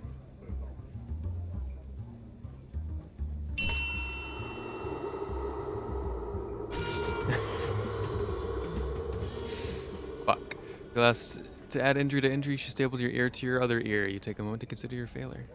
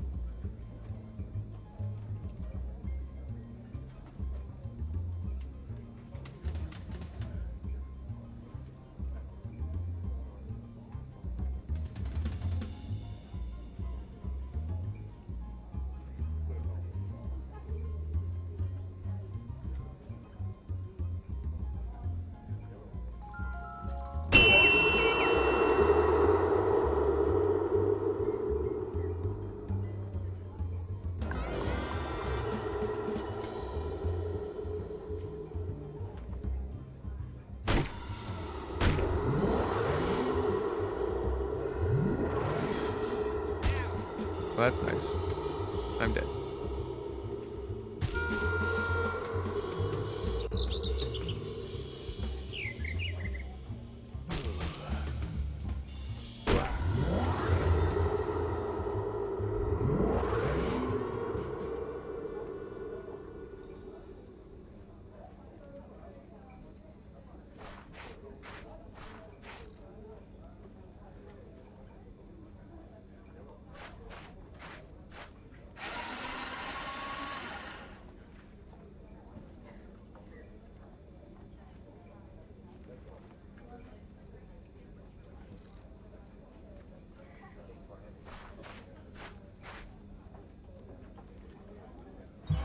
If I kill her or one of the other one or the other guy, count that as a win. How to do that though? I don't know.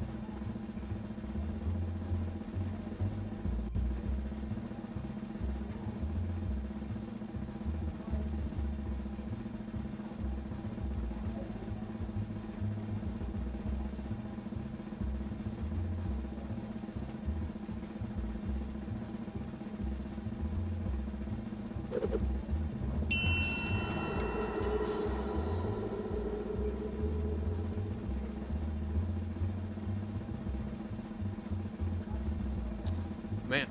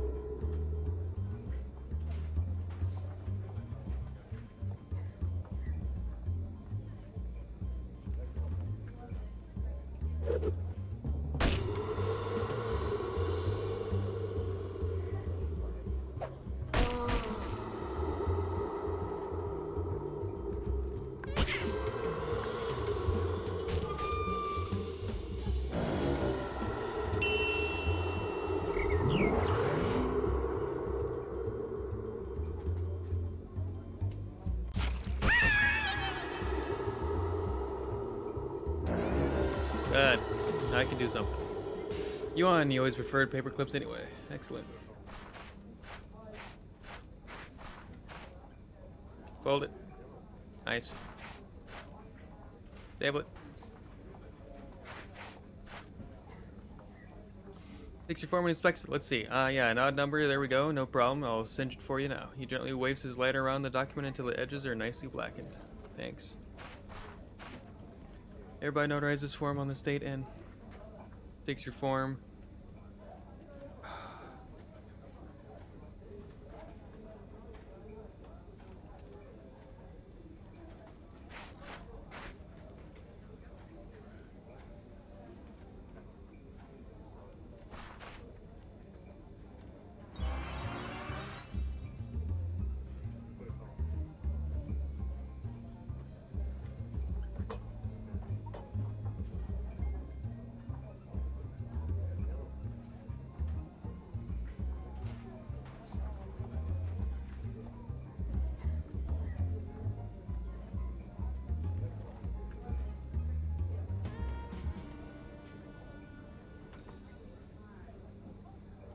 Huh. You lost. I hereby certify under penalty of perjury that you got your ass kicked. Losing this fight made you really mad.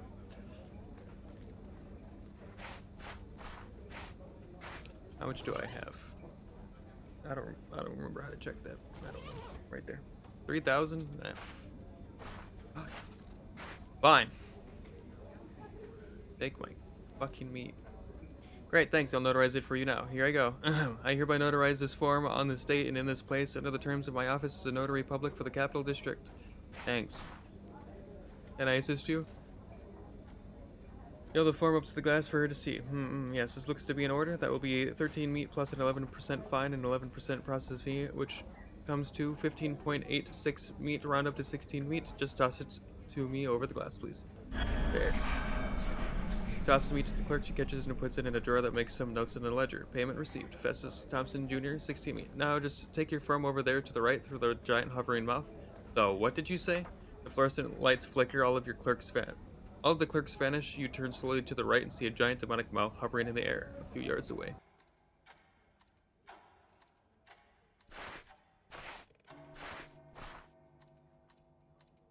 It's one of those horrifying guillotine paper cutters. Slice a bit off your form. Slice in your eyes, singed, stapled, folded is honors. Stapled and folded form.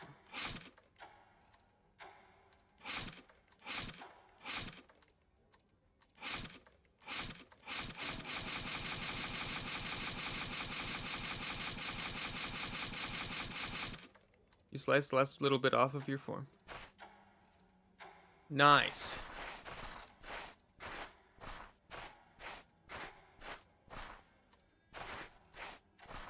Fuck it.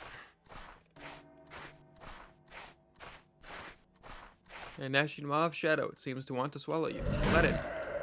The demonic mouth spits you out into a sparsely decorated office, assuming bookshelves filled with identical ledgers counts as decoration. The whole room is sterile and boring and reminds you of Terrence Pointdexter, partly because of the sterile boringness, but also he's standing in it. Is it finally time to deal with this jerk once and for all? Yes. Yes, it is.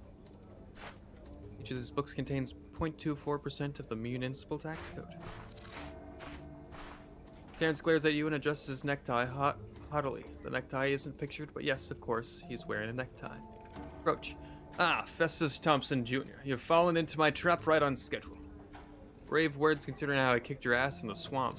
And in doing so, you taught me everything I needed to know about you. Your moves, your tricks, your tactics. You have no surprises left for me. Well, if you think I'm going to switch allegiances and join your Dark Crusade or whatever, you've got another thing coming. I wasn't going to ask. I despise you. Fine, I despise you too, as expected. Fine. Fast talk him for a sneak attack. You hold out your empty hands and take a few casual steps forward. Look, let's not be hasty. We aren't so different, you and me. I'm sure we can settle this like thoughtful people. A thin knife drops out of your sleeve and into your hand as you quickly stab at Poindexter's liver, but his liver isn't there. He stepped to the side before your attack even started. He smiles thinly at you. You slash at him, but his hand is already moving. He taps your wrist, deflecting the attack. Your knife stabs his wooden desk and sticks there. You may fancy yourself a shrewd operator, Thompson Jr., but I'm a master of calculation. To me, you are utterly predictable. He reaches into his inner pocket and pulls out his pistol. Snatch it. With a quick twist of your wrist, you snap the gun out of his hand and into yours. Grimly, you press it to his chest and pull the trigger. It clicks empty. Sharp sensation causes you to look down. His other hand holds your knife, just barely pricking the skin over your liver. His eyes glitter darkly. Utterly predictable. You leap backward out of reach. He smiles again and twirls the knife between his fingers like a pen. Well, there's one thing you can't predict, Pointdexter. Jazz. Jazz? Improvisation? You think improv is unpredictable? He sneers. Name a funny animal. Well, penguin. You thought too long for it to be a monkey. I was gonna say giraffe. Jazz is as predictable as anything else that consists of numbers, fool, and everything consists of numbers. Oh yeah? Numbers this? You try to let your mind go blank and feel the vibe of the fight. Then deciding so quickly that it's hardly a decision at all, you hurl the empty pistol at his groin. Pointdexter catches the gun and casually puts it back in his jacket pocket. I'll put this in simple terms for you, Festus Thompson Jr. You cannot touch me. You are an open ledger to me, and it's one I've already audited. I've calculated your every move down to the second decimal. Well, Pointdexter, if regular jazz can't stop you, and improvisational jazz can't stop you, I'll just have to invent a new kind of jazz that you can't predict. Impossible. There's no such thing. There is, Dry chuckle escapes from Pointdexter's throat. Pathetic. Go on, take your time. See if you can think of any way to defeat me and try again. I need one more moxie. Give me what I need. I need moxie.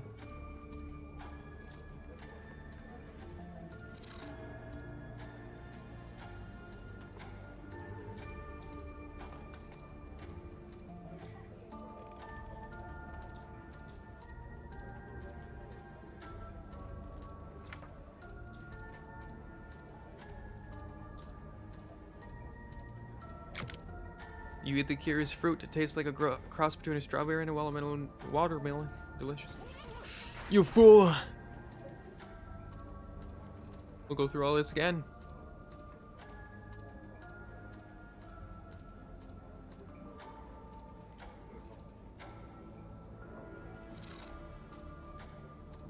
There is now completely random jazz. You pull a pair of dice out of your pocket, step forward, and slap them on the desk. What?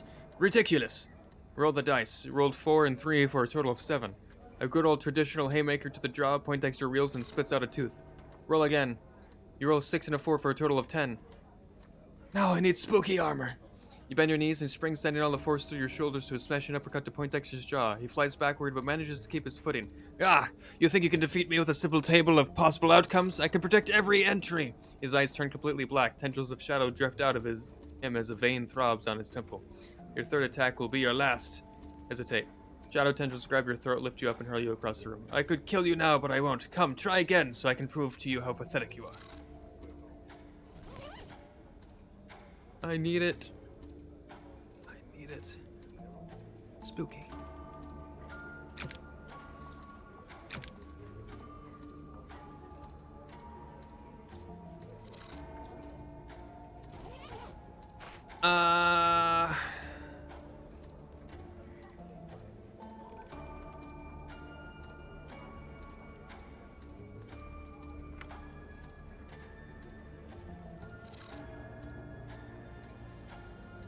No, I lost my moxie. No. Fuck. What did I lose my moxie? It was the hat, wasn't it? It was.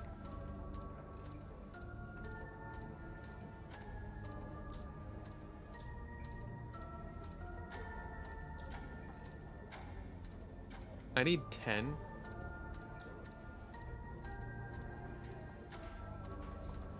Fuck. Where's it at now?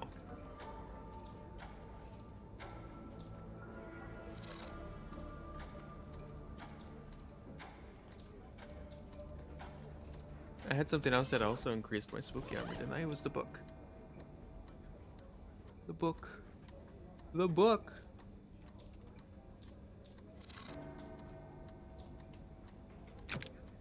Yes. Alright, oof, you remember hearing about this one. A boy wakes up in a coffin 6 feet under. This terrified you as a kid. Now, you're more disturbed by the part where the boy gets out of the coffin and spends the next 40 years self-medicating his trauma until he dies of alcoholism. Don't dare not today. Where can I see my spooky armor? It's out of 12. You fool! I have you now.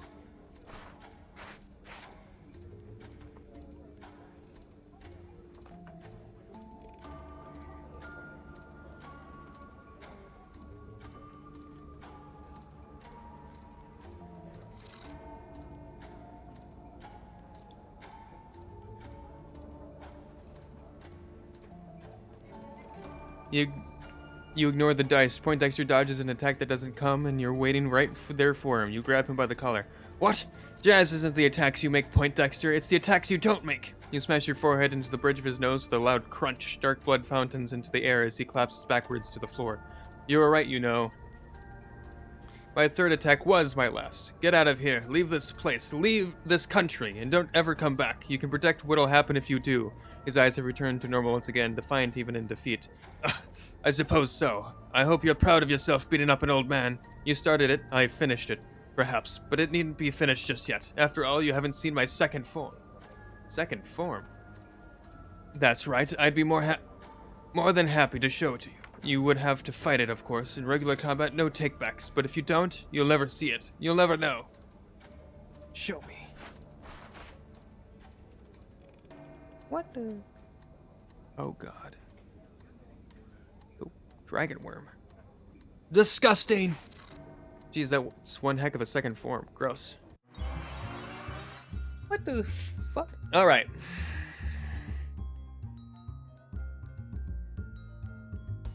Cha-cha real smooth, motherfucker. I'm gonna look cool beating your ass. These shades, given to me by my friend. I'm gonna jazz the fuck out of myself. After all the jazzing, I can't. No, I only do 37 damage. Bleed him. Kill him now, Obi. Oh, shit. You fool. You've activated my trap card.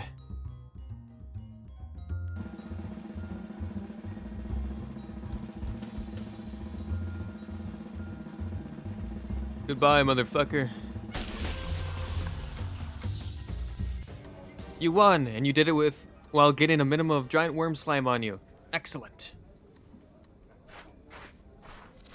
There's his neatly organized desk. Search it. There isn't any information about Uncle Murray in here. You can tell because it would be clearly labeled and filed under M. You do find an important-looking key filed under K, I, through L? Oh.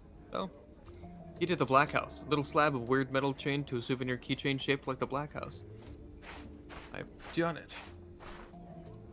Assuming this is a two-way horrible shadow maw, want to go back to the IRS office? Sure.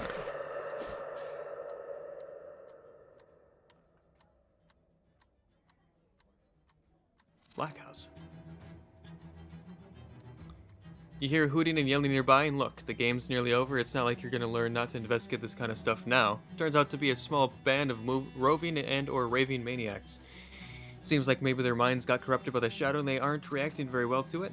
I guess I'm just assuming. Scream out all your teeth might just be like a fun thing they're into. Hobby. Wow. Okay. Cha-cha.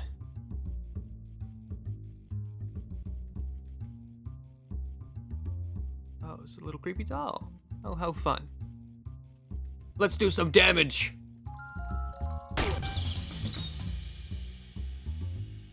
Okay.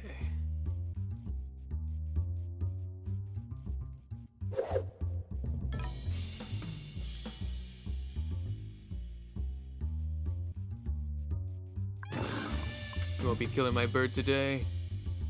Obi, fuck him up. Get out of here. You won. Maybe a forced map will settle them down a bit. Nap will force blah blah blah blah blah. What that says. Government cheese, a paper-wrapped slab of utilitarianism in diary form. They must have made a lot of this stuff for it to still be around all these years after the cows came home. Rebellious medallion. You reject all structures and regulations, even the ones that make it possible for items like this to be mass-produced and sold at retail.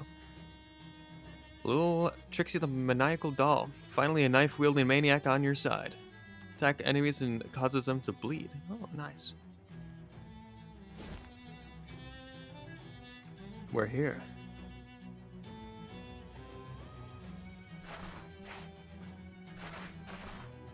Unlock it. This gate is seriously locked. You slide the key into the lock and turn. Both key and lock suddenly disintegrate, leaving the gate unsecured. You're too late. Ow! What? Hey, how's it going? Uncle Murray? Uncle Murray, are you okay? Surprisingly fine, kiddo. Not sure why they didn't just murder me, but I'm glad they didn't. Me too, we've got to stop the president from doing whatever her crazy plan is. Darn right we do. But wait a minute, what's that? What's what? You've got something behind your ear. Ha, jeez. Don't ever change, Uncle Murray. What happened to you? Well, Jessica told you how I've been hunting a series of cursed artifacts, right? Yeah, that's how I found you. We've been using the detectotron to find more of them, to try and follow your trail. So Charles got that thing working finally? That sure would have saved me some trouble. Anyway, a fella sold me a pen that could only write obscenities. Turned out with a little coaxing, you could also get it to write its real owner's current address, which is here. I wrote that letter to you before moving to stake out the place. They caught me while I was snooping around. Who is this president woman? I don't know much about her, it's just that her name's Margaret something. 11 years ago, her barn exploded. That's where all the artifacts came from, I think. They were stuff that was in the barn at the time. That must have been one heck of an explosion. No kidding, 5 years later, she's city comptroller, and now I guess she's shadow president? Whatever that is. What is she planning? Wish I knew. She built some kind of crazy machine, but I don't know exactly what it's for. With the amount of shadow energy she's collecting to power it, it can't be anything good. How do we stop her? Well, she set up 3 big weird pylons or obelisks or something. I think their function is to pull shadow energy directly out of wherever it comes from and pump it into her machine here in the black house. So we should destroy those? Yep, ideally before her machine does whatever it's meant for doing. Destroy 3 things. Good. It's nice to have a specific, straightforward goal for once. Where are they? Somewhere in Government Valley. Past that, I'm not sure. Guess that was all of my questions. Well, all the immediate relevant ones. Well, we better get going. Yeah, let's go. Okay. So there's pylons. Can't even figure this thing out enough to sabotage it. Whatever this is measuring, you don't want any of it. Okay. You aren't getting in there unless you've discovered the secret to phasing through solid steel, which I'm pretty sure you haven't. Okay.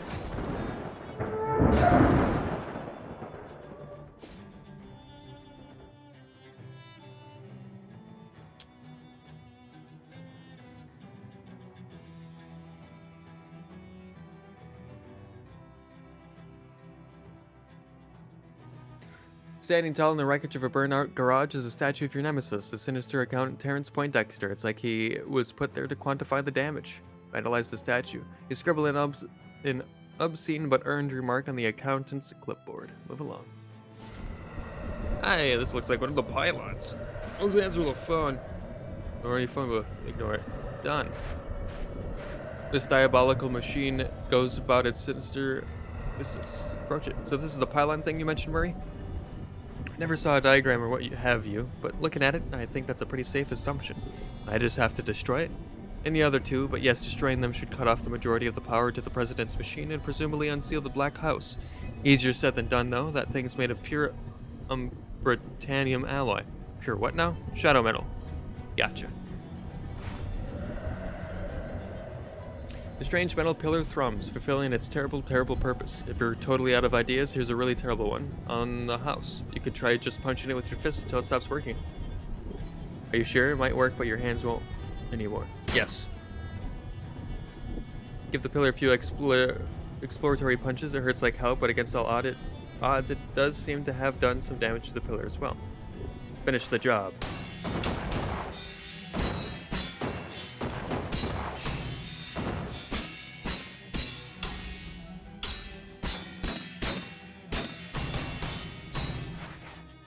Twisted pylon has been destroyed. I did it, Uncle. Murray's expression a jumble of excitement, awe, and fear. This may be unclear from the picture. 1 down, 2 to go. At least now we know what we're dealing with. Right. Let's find the next pylon. Go to the amphitheater. A movement catches the corner of your eye, and you turn to see several tall, long-limbed figures gliding towards you. They twist and twirl as gracefully as ballerinas as they approach, but this beauty is contradicted by their heads, which are indescribable shadows. And I'm not using indescribable as a horror cop-out. I'm literally uncertain about what's going on in their head area. They have a winged collar, or maybe side horns, but I think that's a mouth on it? I don't know. Fight them and see for yourself. It's weird.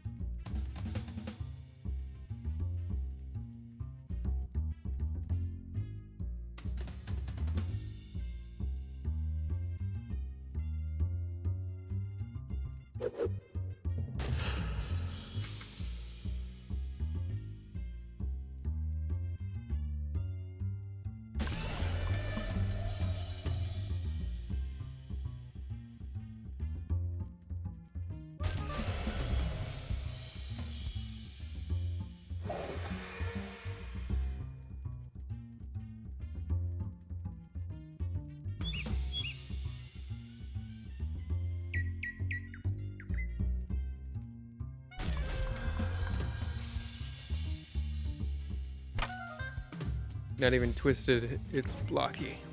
Exactly. You won. Guess their pas de deux was a pas de don't. Haha.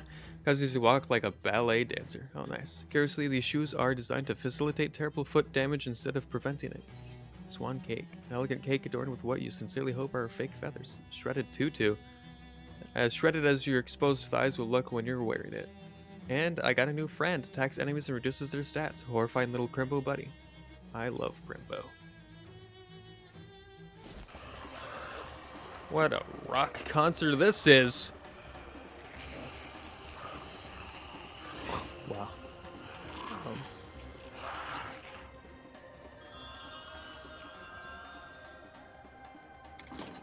Goodies up. Do you like to play with matches, caller? Sure, we all do. This is not the one. I understand. I will No, I want this telephone. Then I will get it for you. Hey, wait. Telephone is silent now. Alright. Shadow bomb. Burning bush. I'm not gonna do that. Well, this is fun. Like some popcorn. Got a handful of popcorn. Yeah, ants. Okay, well, it's not there.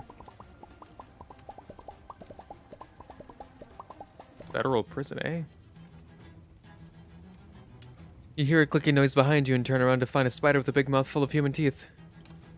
Scream! You scream. Spider screams back, filling the immediate area with black smoke before skittering away across the pile of rubble. That was awful. Collect the leftover vapors. Carefully gather up the loose bits of terrible spider scream. Nice. Hey. Hello? It's for you. This isn't him. I am here in this house now. I am here with him, but this is not him. I'll burn the telephone then. Stop doing that. These telephones are expensive. Damn it. Somebody really doesn't know how to park. This prison doesn't seem to have very good security. This door isn't even locked. Go inside. Yep.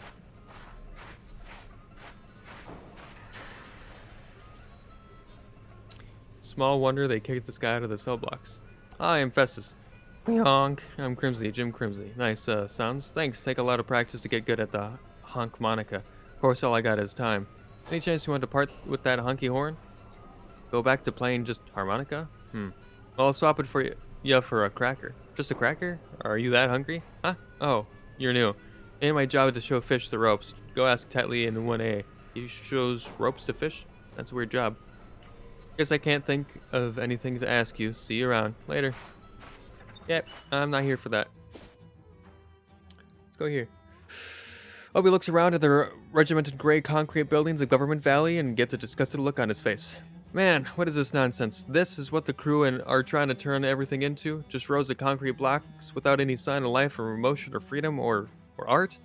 To be honest, I think their goal is to squeeze all the juice out of everything, and this is just the most efficient way to do it. That's about a nickel's worth of difference, though. Well, damned if I'm gonna take that without a fight. I'm gonna. Obi takes a deep breath and clenches his fists, and he puts a fresh reed in his oboe. I'm gonna show those squares what jazz is all about. Let's go. Right on. Here's another one. There's a lot of telephones. Alright. Done. This diabolical machine goes about its sinister business. Approach it. Strange metal pillar thrums, fulfilling its terrible, terrible purpose. Punching the last pillar worked, but now your knuckles are broken. Rather than bang your head against a problem metaphorically, you could try it in a more literal and physical way. Do the head-banging thing.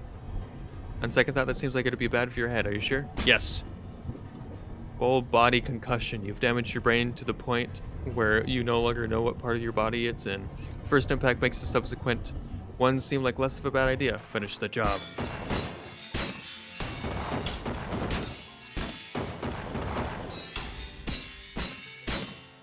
did it.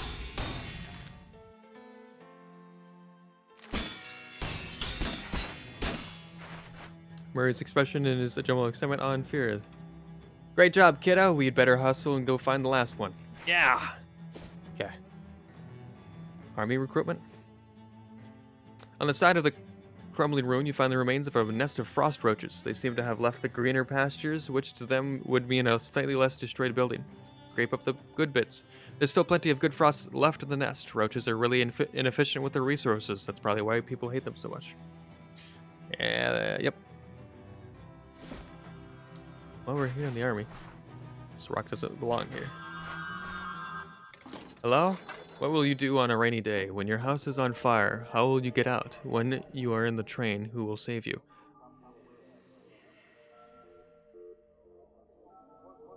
What do you mean, when my house is on fire? This isn't him. I understand. Do you want this telephone or shall I burn it? Give it to me. Please tell me who you are, either of you. God damn it. Oh. Despite being made of stone, this chunk of rubble is infested with termites. Investigate. Aha! They're Arctic termites. They must have mistaken the stone for ice. You gather up some of their spore, for later. Star isn't in great shape except for one thing. Is in great shape. Wander off into an endless expanse of abandoned cars, about a quarter of which are on fire? You're really selling it. Well, it's not here. So let's check out this place. You and Obi encounter a stiff gray man wearing a stiff gray suit who looks baffled and unnerved by your appearance. What? Who are you people? Are you authorized to be in this district? Sure, I authorized him. And I authorized him. That's very droll, but I'm about to fall for some Hoodavel routine. Well, heck, you haven't even heard the musical number yet. Hit it, Obi! Obi wails a jazz solo on his oboe that sets the suit's toes tapping despite himself. Why? What's his feelings stirring within me? That's life, man. Come on, throw off those shackles. You're right. There's more to life than accounts and ledgers and committee meetings. He takes off his necktie and throws it at you. I'm gonna go get out of here and buy some art. Government issue necktie. A plain, very plain, gray necktie. Nice. Well, that's close enough. Bugs. Some cryophilic flies are buzzing around in the frigid water spraying from this hydrant. Carefully scrape the delicate frost off the flies' wings. Hey, you. They're calling again. Does it bother you? What? Having to make all these telephone calls? Oh, listen, it's him. Am I the 91st caller? Did I win? He looks sad. Oh, he's not bothering anybody. Let's burn him and see what he does. Wait, no! Ah! Okay. No, I do not. Yeah. Well, it's not here. Must be at the bus stop. You find yourself in front of a forbidding building, crumbling ruin of some old government office. Its bureaucrats now replaced with regular rats. Ignore it. I've already been there. Oh, we've already been to the bus stop. Why does it say it was new? I don't know. Vista Hall. Let's go there. Creaking and gibbering, a horrible half-animal, half-plant, half-alien, half-shadow creature slithers out of the darkness. It makes a high-pitched noise and starts sliming its way towards you. If it turns out that this thing is actually from some ancient hyper-intelligent progenitor race, I hope they're at least a little embarrassed about how gross they are. Bite it.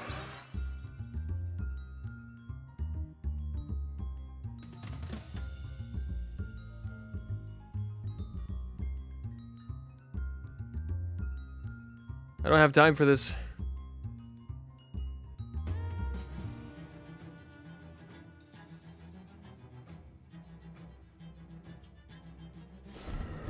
The last one.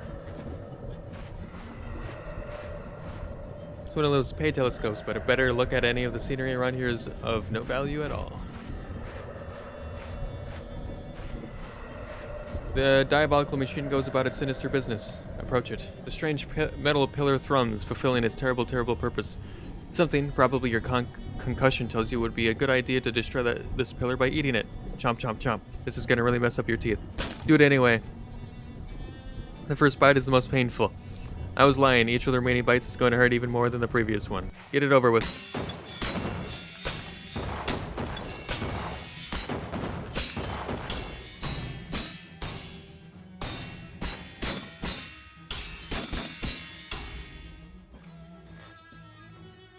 Did it. All right, that's the last one. Come on, we've got to get back to the Black House and put a stop to whatever the president's plan is, which might be world domination or world destruction or maybe both. Honestly, with as much as I was able to learn before they caught me, that's a real glaring gap in my knowledge. Let's go. Back to the Black Building. I don't know what button I just hit. I just hit a combination of buttons. Oh, there we go. Map. The Black House. Fuck. Ah, I guess another group of those poor shadow-crazed people. One of them seems to be trying to get his own face without taking it off first, and the others are providing supportive noise. It's sad stuff, but the concept of therapy has barely just been invented, let alone refined in any way. So there isn't much you can do for them, other than try desperately not to get murdered by them, which, let's be honest here, is really more of your own benefit. Alright.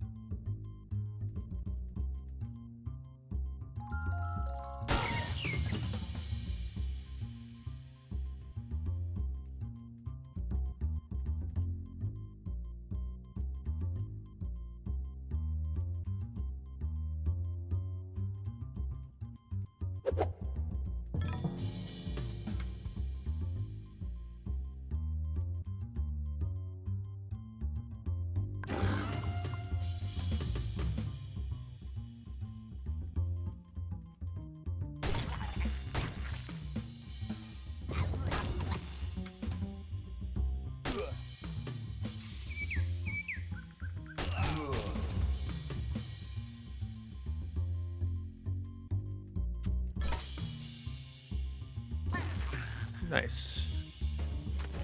You won. Maybe a first map will settle them down a bit. Yep. Here we go. You rush into the foyer of the Black House. Murray leads you up a corridor and down a flight of stairs to a huge basement laboratory. The room is dominated by a massive writhing tear in space, seemingly confined to an Umbratanium frame. The president is typing furiously at a computer console nearby. She turns around momentarily when you enter. She glares at you, practically hissing. I knew I shouldn't have trusted that idiot Pointdexter to deal with you. I noticed the shadow flow had dropped back to ambient levels. I assume that was your doing. Yeah, I busted your weird pillars, and now I'm busting you. Ooh, no, oh no, I'd be really upset if you weren't too late. Oh, nuts. Yeah, nuts to you. The portal is open, and after I make these last few calibrations, the Emperor of all Shadows will be summoned to this plane to kneel before me. I will rule this universe not as the President of Shadows, but the Empress. Wow, that's a much bigger goal than I was expecting. Yeah, well, go big or go home, right? Anyway, don't try to stop me without my attention at this console to keep the reaction steady. This thing could implode and turn the whole tri-state area into a smoking crater. Jeez, okay, well, mind if I have a look around? Sure, whatever, just don't pester me unless you want everyone who ever heard of you to die. Okay. Well.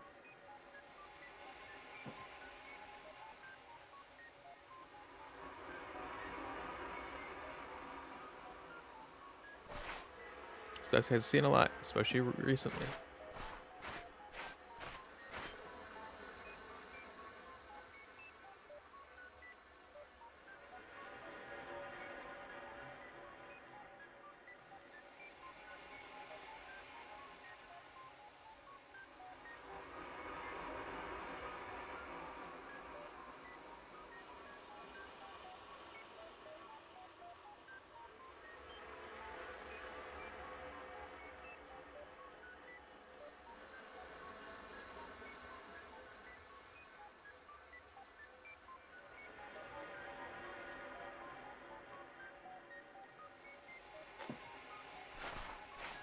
This bed clearly hasn't been slept in for weeks.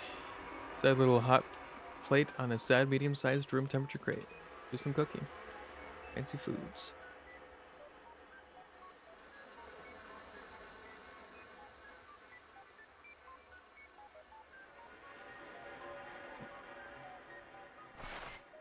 A lot of engineering and occult books. Nothing really catches your eye.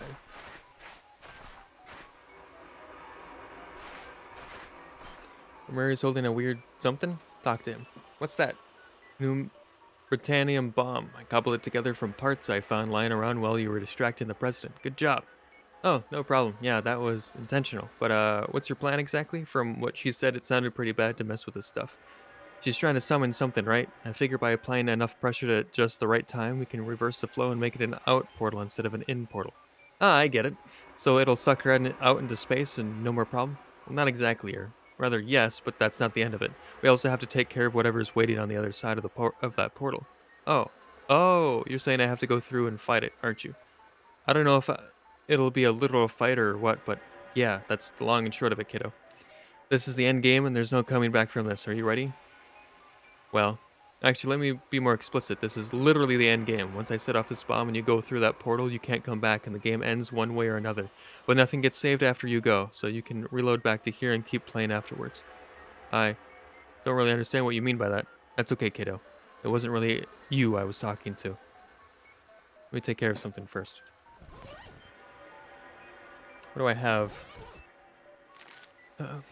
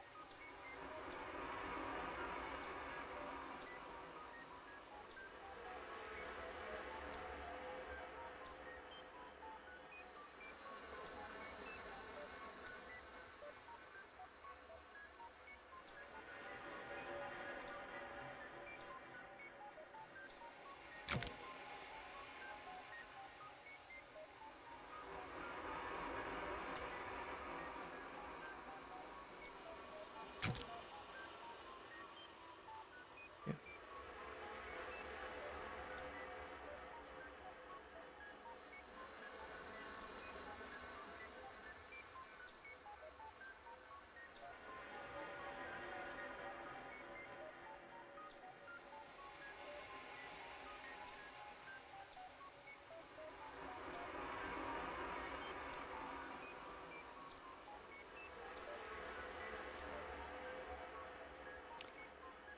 Sorry, I'm just making sure.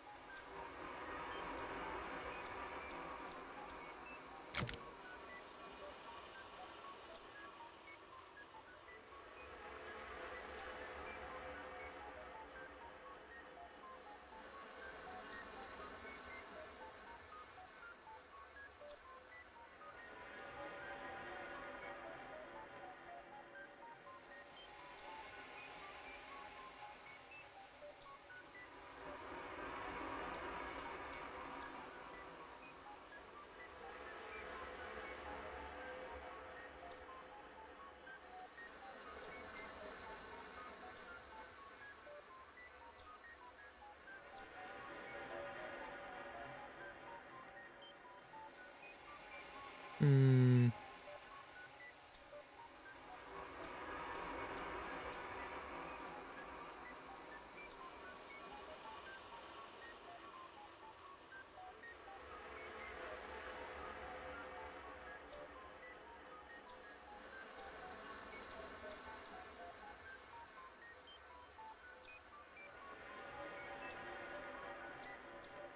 Let me see if I can get a different weapon.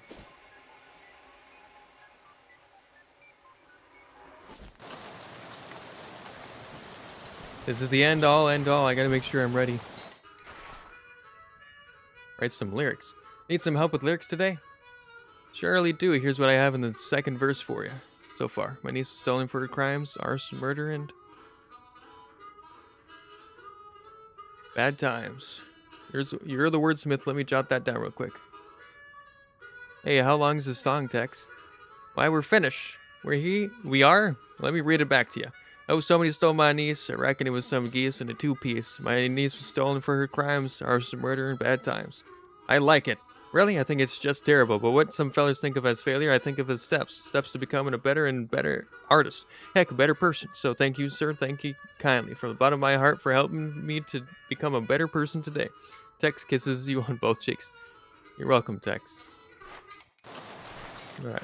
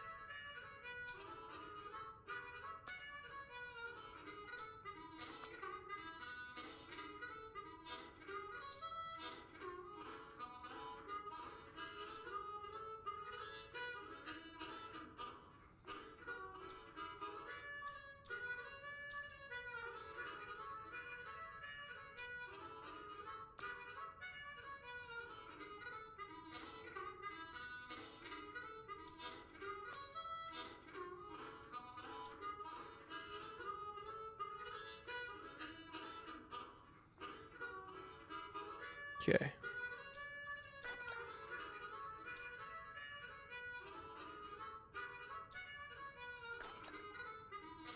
Thanks, Tex.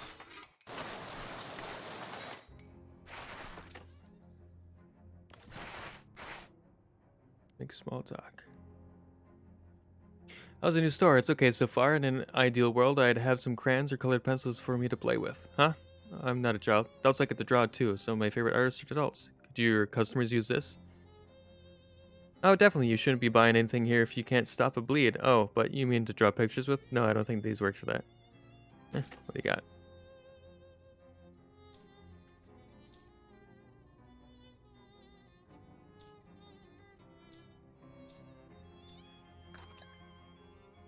We're also gonna go finish something else real quick. We're gonna go to Boardwalk. Some amateur with wit has penned a mild bon mot on the wall of the bathroom stall. You smile but do not laugh. Make the bon mottier. Aha! Now that'll get the bathroom goers roaring. Move along.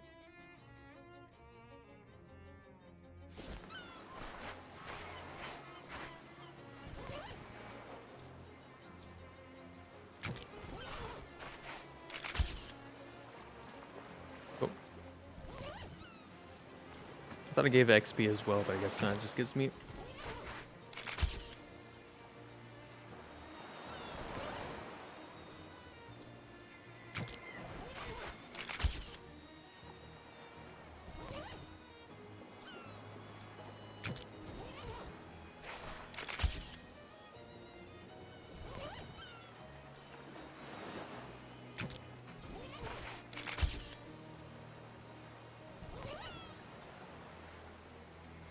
Um.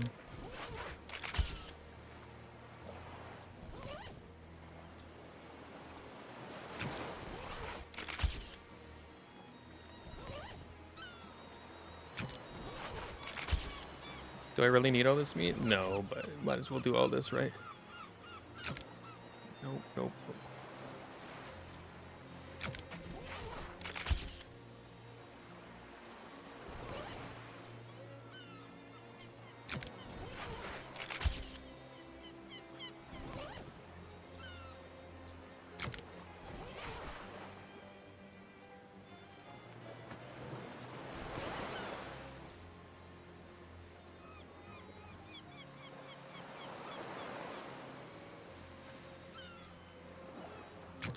Okay.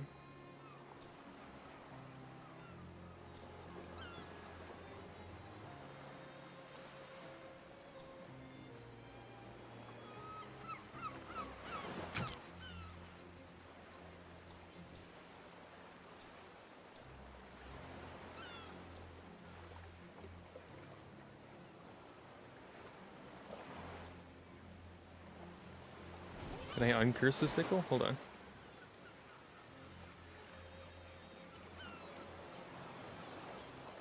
Couple of black orbs are hold. Yeah, we'll find them.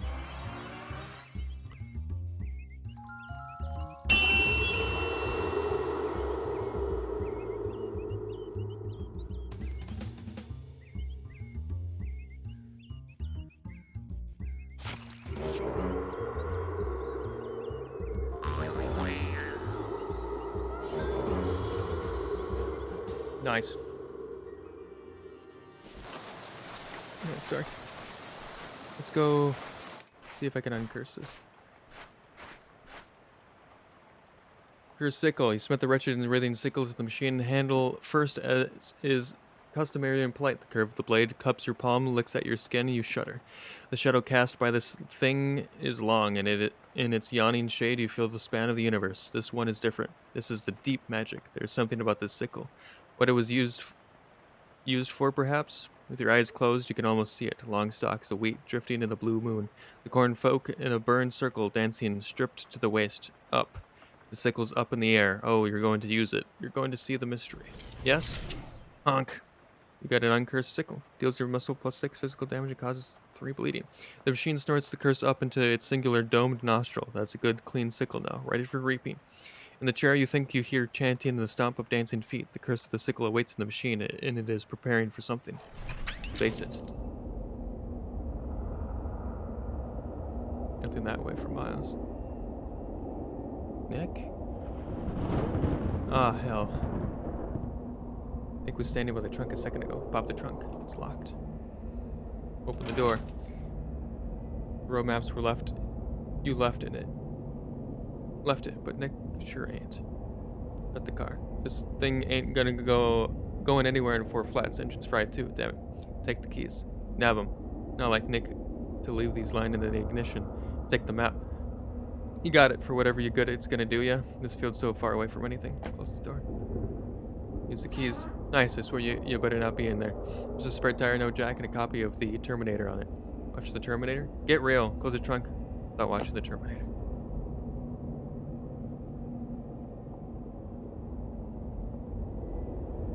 Last and only house on the road.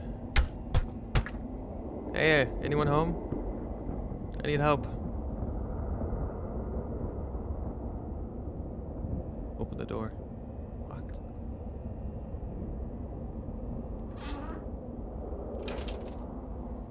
That better not be blood on the seat.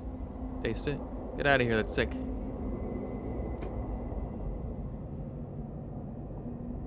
Oh! I killed that scarecrow. Do you know what this is? Huh? A certain forge-bound golem smith this blade for me. I asked him to make a weapon that could kill even you.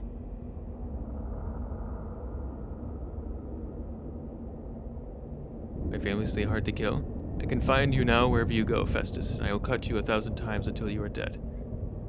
That's not my name. You're looking for someone else. My name's Ashley, actually. I don't want to tell you what my name is. My name's, never mind. Die now. When you wake, you will see me again. Run. Ooh. Whoa, what? It's the trees. Whoa, what's your deal? I feared, child, that the Dellen of the day is Mordred.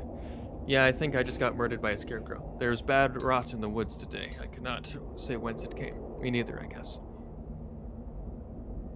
Ill wind blows in the wood for little girls. Do you mean me? I'm 19 years old. And if thou were felled, we might count thy rings. But this is not a threat, I assure thee. I don't even understand it. Specken to me not, for I know no thing of murder. But must be nice. I think I was just murdered by a scarecrow. I do not wish to be troubled of thoughts of Mordray. We'll specken on the subject no longer. Okay then. Thanks so much. Glad I did this. Do not tarry in the wood today. Ah! What is this? That sure wasn't there before. The curse remains unresolved.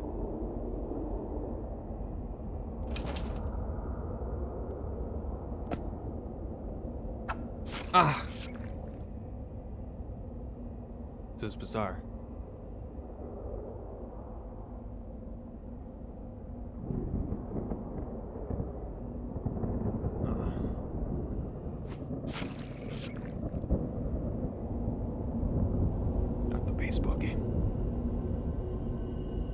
Look, I'm a conservative gentleman. I like my ham plain and class divides entrenched in law, but when it comes to winning baseball games, I'll try anything, even put in someone who's wandered into the dugout during play. What do you say, rookie? I'm in, coach.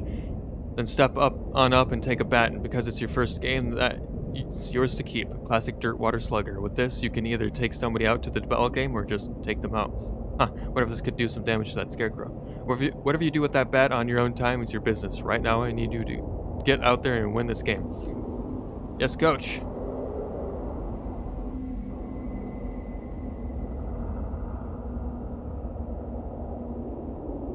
Oh.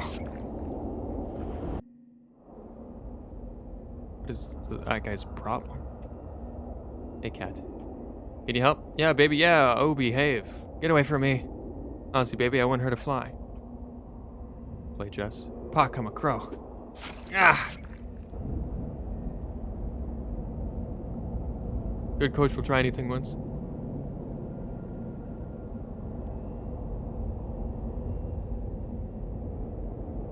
Gosh, don't look at me, ma'am. I'm a numbers man. Team accountant. I don't know from baseball hardly at all. Can you help me with the scarecrow that's trying to kill me? That don't sound much like numbers. No more of a scarecrow that's trying to kill me. No, more of a scarecrow that's trying to kill me. Way over my head, then. Sorry, miss. Right then. Bye.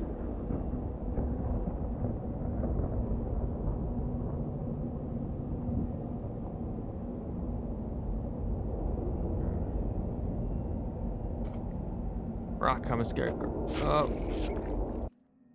Rock, I'm a crow.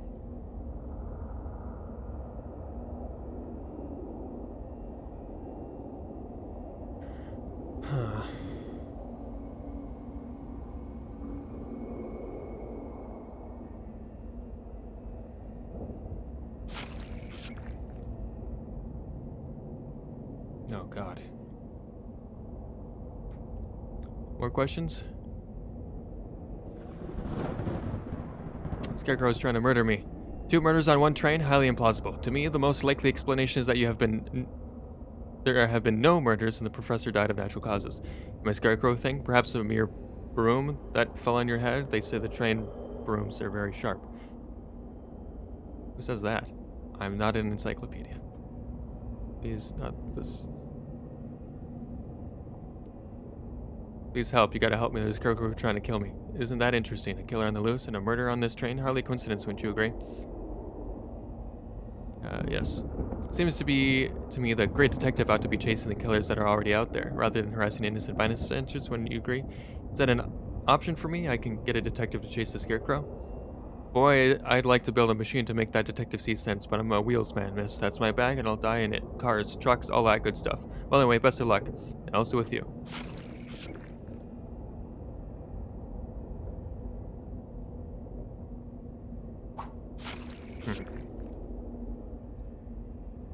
This is exhausting.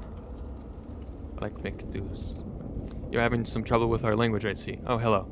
Igi and Grimhild have but one tongue between them. 2 if you count their fists. But I like to make sure I can understand by all I meet, with words, not X's.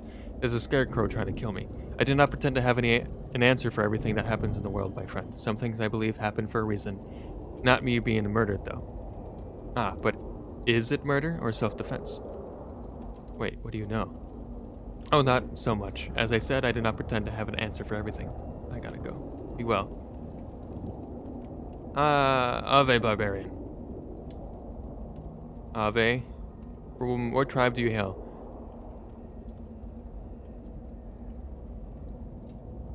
Dad's folks are Irish. And what brings you to these parts? Getting chased by a killer scarecrow. Yes, this is a wild part of the world indeed, but do not fear. Civilization is coming.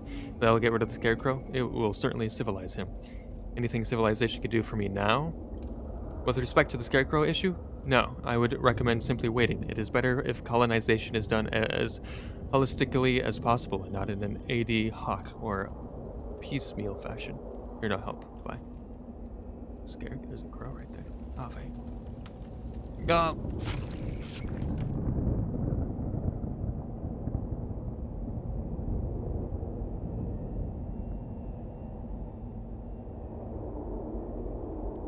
Break it. Baseball bat. Oh, what the fuck? This is my hiding place. Find your own. You fool!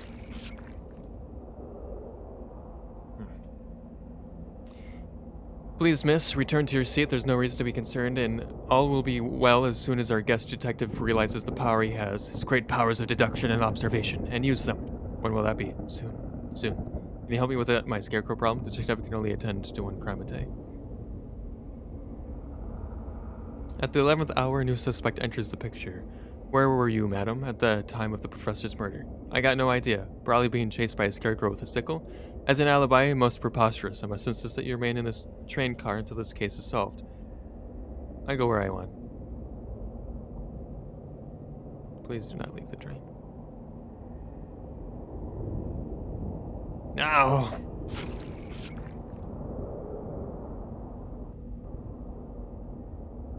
I don't really think there's anything I can do in here. That sickle was supposed to hurt.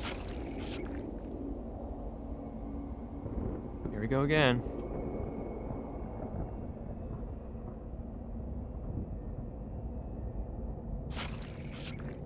Gotta get back to the bird place. The birds! Oh, this works too. Blah blah blah. What? Rodius Gutiska Rasta? Oh god, I don't know. Yes. Nifrabja? You know how to kill a scarecrow? Nifrabja. Okay, well, Nifrabja.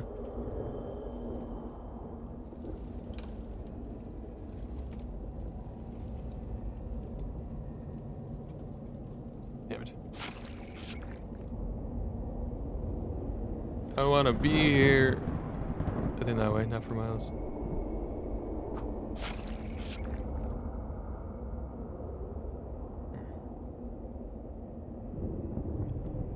Hi, can you help me with something? Naturally welcome, patron, for this establishment is indeed an antique store, and I, its proprietress. Being such, I can assure thee the establishment and its personnel are put to no other purpose than safe and legal trade of antique goods. Never mind. There's a scarecrow trying to kill me. A scarecrow? Why, that would make an unwelcome assailant in a vexing predicament, but how can I be of any assistance, being as I am a antique store proprietress, and not a farmer or agriculturist? Okay, never mind. Apologies, and etc. How else may I be of subject to thee this fine afternoon? Just leave her alone. Oh, what's going on here?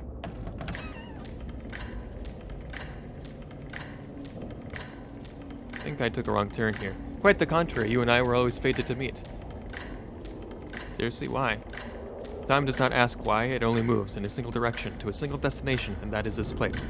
Oh, okay. Do you know why we have met? Hope it's about my scarecrow issue. It is not your scarecrow issue. You are pursued by a creature whose blade carves the flesh of reality itself.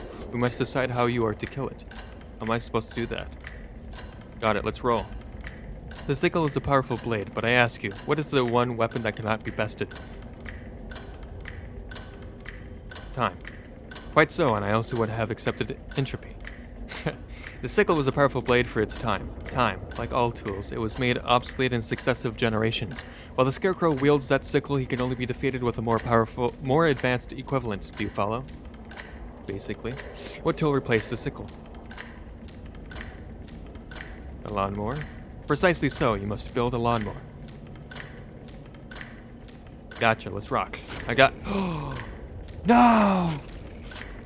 The time man is dead! How do I build a lawnmower? Any idea where I can get a lawnmower? A lawnmower? No, I regret I am unfamiliar with this man. How about a thing that cuts grass? A thing that cut grass? No, I regret I am unfamiliar with this man. You're useless. Bye. Be well. Sick axe. You don't know what a lawnmower is, do you? Fair lady, forgive me, but I cannot answer the question. The first rule of warfare is that you must never admit to anything. Okay, whatever. You're not helpful. Ah. Hey, can you make a lawnmower? No. No? Okay. Can I make anything with wheels? So, yes? Oh, sure. Will you make a lawnmower? I'd love to, miss. Wheel and axle machines are my bag, but I've got a problem. See that detective figure in his mustache at the end of the car? Yes. That washed-up gumshoes it in his head that I did something I didn't even do. A murder. Can you believe it? Murder's not my bag, miss. My bag is wheel and axle machines, and as I've already told you, it's pretty unlikely that someone would have both wheel and axle machines and murder in one bag. Wouldn't you agree? Get to the point. I'd love to make you a lawnmower, but I can't do anything while that man over there is investigating me for murder. I'll see what I can do.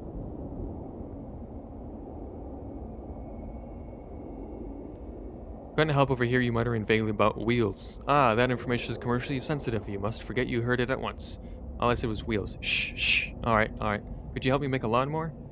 You mistake me for a mechanic, madam. I am an automotive executive. Oh, it is true there was a time when you would find me in a garage greased up and elbow deep in the guts of a jalopy, like my father on the farm, when he helped the cows to give birth.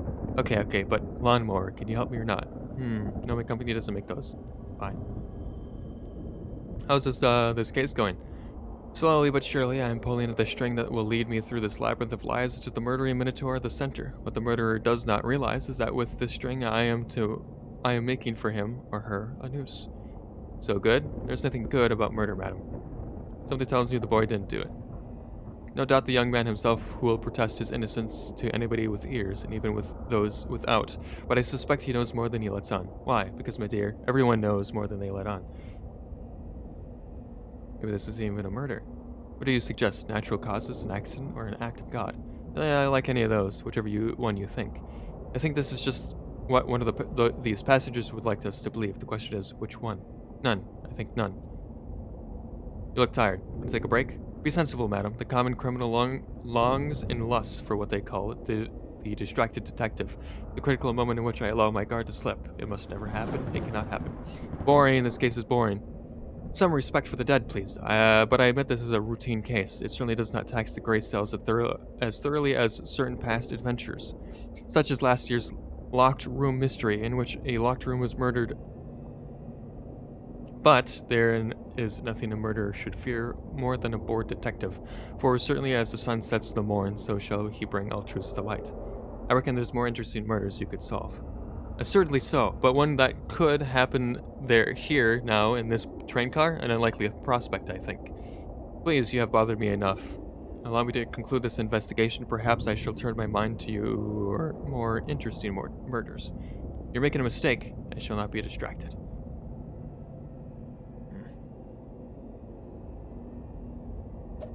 Damn.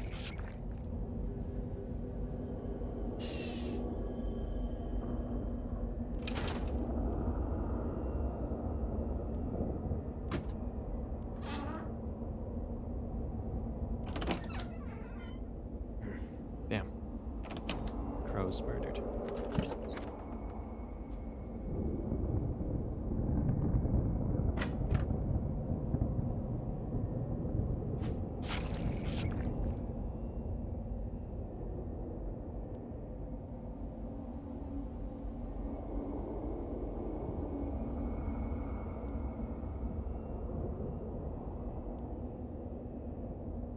But that's impossible. I saw you die. Yeah, weird, huh? How can this happen? How can a person die and then return to life?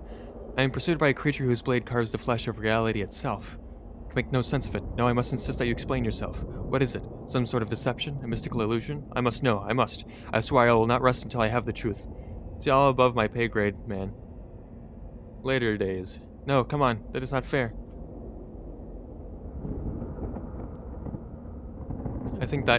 I don't think that detective will be bothering you for a little while anyway. Great stuff, really great stuff. That'll give me plenty of time to make my escape from a wrongful conviction. Now let's talk about your lawnmower. Yes, please.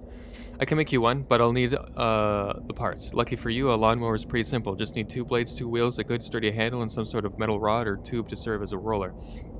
So I go and get all the components of a lawnmower, and you do what exactly? What I do, from a few inert objects, I give the lawnmower its get up and go. That's pretty important, wouldn't you agree? Would this work as a handle? No, that's a baseball bat. Yeah, I know that, pal. I'm improvising. What's a fine idea? That'd work well. But that bat's just not long enough to make a handle. Tell me what I need. For the lawnmower, you'll need the parts. You need 2 wheels and 2 blades and a sturdy handle. Doesn't sound like there's much left after I do all that, but okay. I'll be right back with the parts. Don't wait up. Let's cut to the chase, huh? I need wheels and you're a wheel guy. It is true, I am, as they say in your country a wheel guy. Furthermore, it is true that I am carrying on board many suitcases of exotic rubber to make new wheels at my factory. And it is true, with my automotive experience, I could probably roll some of that rubber into a little wheel for you, as my mother needed dough. But why would I?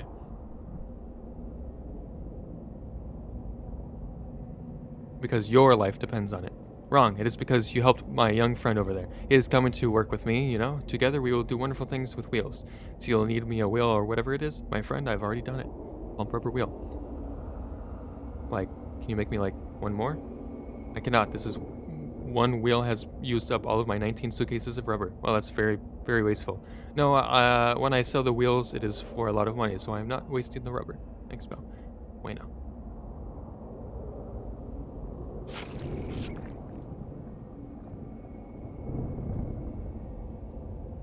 Sick axe, can I have it? You frapped ya. Hey, you think I can get that other guy's axe? Unexpected request. Why for that purpose? Chopping wood. There are many ways to chop wood without the loan of kinsman's axe. Beavers, for instance, can fell a whole tree with their teeth. I ain't a beaver. Well, give it a try anyway.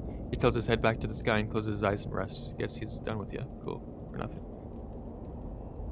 You, Agi knows more than most think. Who's Agi? I am Agi. I speak your tongue. What do you want? I hear you talk with old man. I give you axe if you help Agi, yes? Yeah, sure. Agi needs axe to fight Empire. If Agi have better weapon than Empire, he no need axe, understand? Yeah, that's the thing I'm doing with my scarecrow.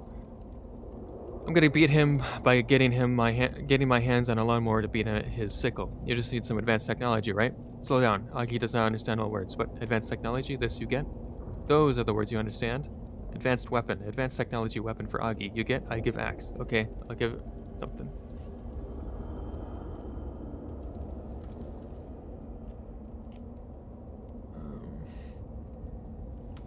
Okay.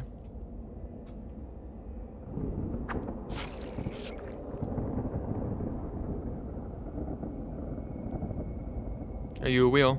Wowie, or should I say, wow wheel. That's a juicy rubber wheel worthy of Signor Andretti.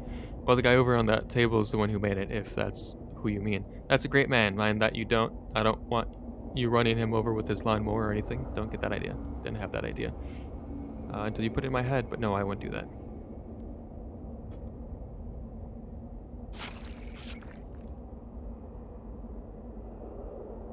Hey, weird question. Mist and wonder are thick in the wood, and questions trouble me not. Are any of your branches long enough to be a handle for a lawnmower? And if they are, can I have one of your branches? I guess that's two weird questions. Naturally, I have no branches, girl. All that grows belongs to the wood. Thirdly, so is it okay with the wood if I have one of its branches? Branches? Branches? Questions may not trouble me, but Cutter does.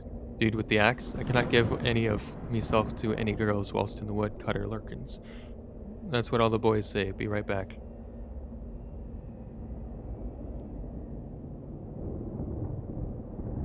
And I just take it from the murdered tree. Quick question for you. You got any branches long enough to be a handle for a lawnmower? And if yes, then can I have one? I will and not. I cannot be done. 'Tis a great sin to share the wood. Yeah, I've heard that before. 'Tis a perversion. Okay, enough. Damn you! I was gonna ask the murderer. The last tree. Ooh, haha. Oh. I'm back. Good.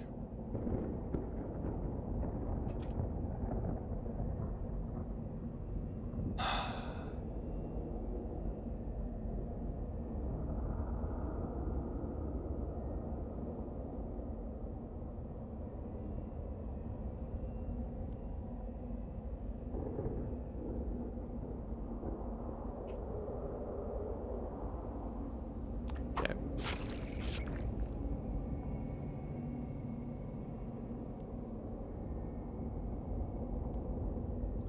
The scarecrow trying to kill me. Okay, never mind. Call 911. Sorry, the number you have dialed is not presently in operation. Who are you? Phone in your pocket. Sure. I have a phone now. I don't know what that means.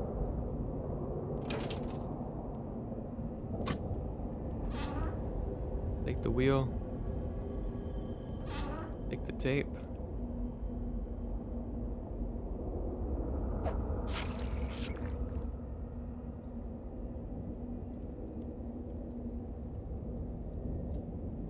Now this is very advanced. Now this is very advanced for you. No offense. What this? It's like a videotronic device. Very advanced. I could kill Empire with this. 100%. Very advanced. Good. You have X. Agi do not. We need. Thanks, pal. Oh, ladder or something. Golden eagle perched atop a metal pole. Take the pole. Standard pole. Sorry, eagle. Long metal pole, totally eagle-less. Rise and shine, dingus.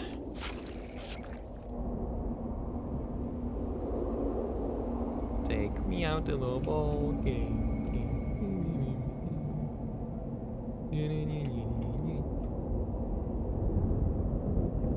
Ain't scared of no scarecrow. You gonna come get me or what? I have places to be and it ain't here. Ooh, come and slash little old me. Fuck! Take me to the trade cart. Please. Hi, Gabby.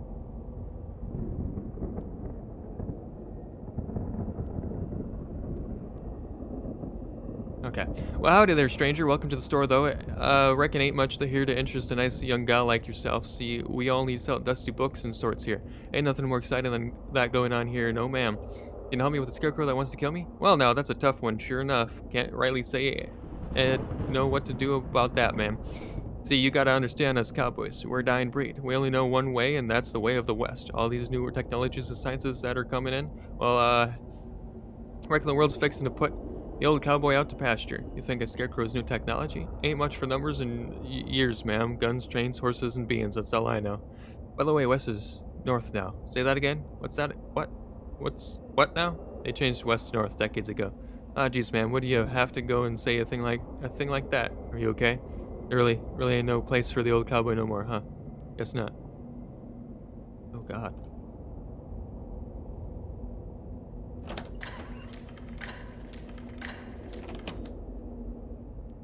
To do, open a door, eat cat, help.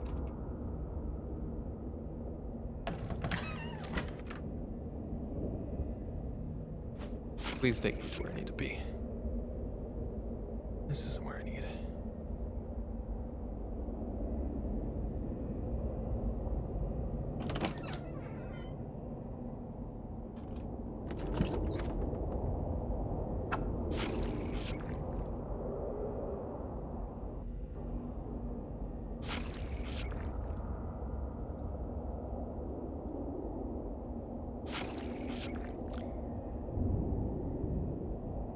Hey.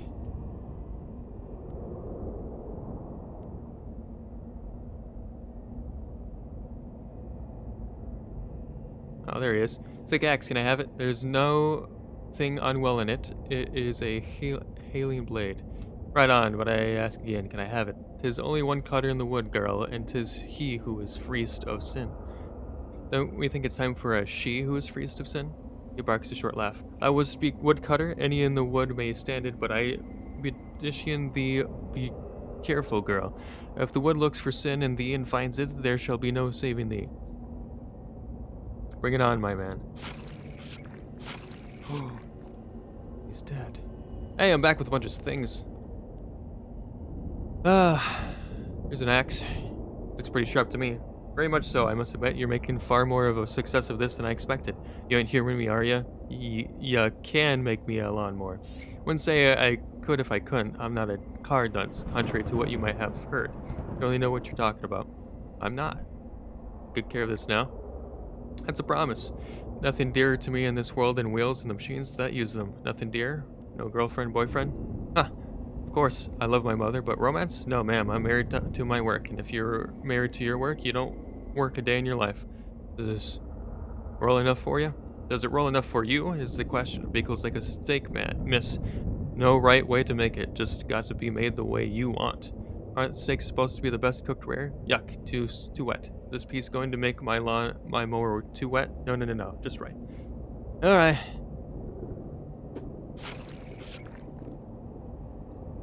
Gotta get to tree land.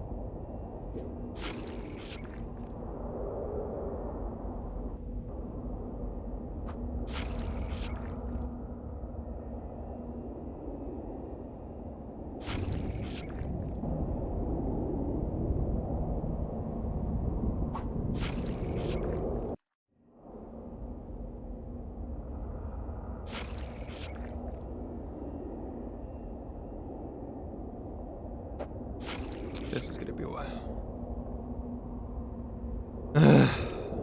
I don't know if there's like I have to be in a specific spot or it's just random. And if it's random, then fuck me, I guess.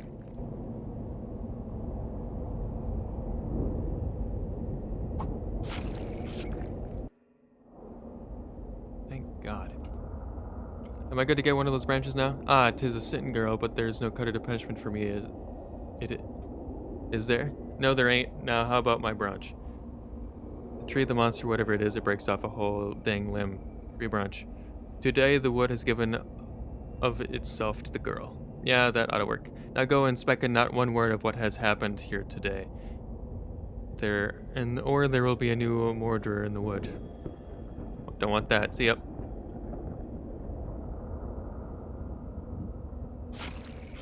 Out to the train car.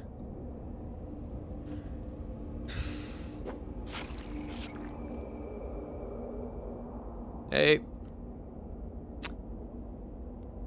Is this a good handle? Is it? Yeah, that's what I'm asking you. I'm being rhetorical. Yes, that'll make a fine handle. Alright, just need to chop it up and put it back together in the right shape. If the branch starts screaming, don't worry. Never do. Look at what I need. Lead parts. You've got the wheels. You need one blade. You need a sturdy handle. And you've already got me a long metal roller. I'll do the rest. Yeah. I need that other axe, I think. Other parts? No fucking idea. A handle.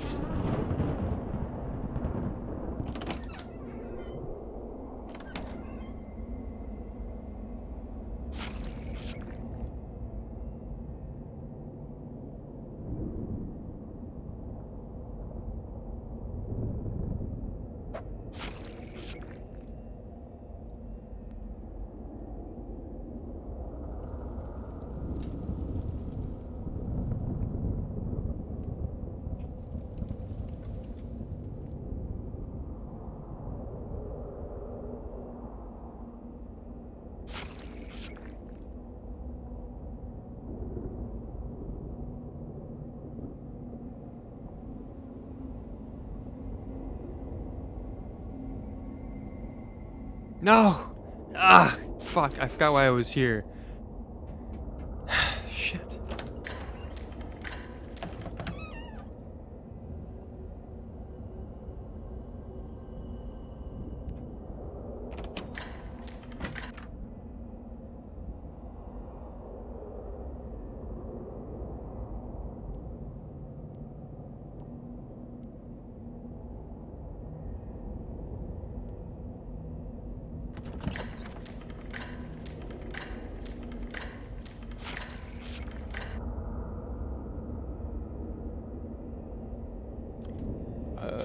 I don't know where I'm supposed to get the other thing from.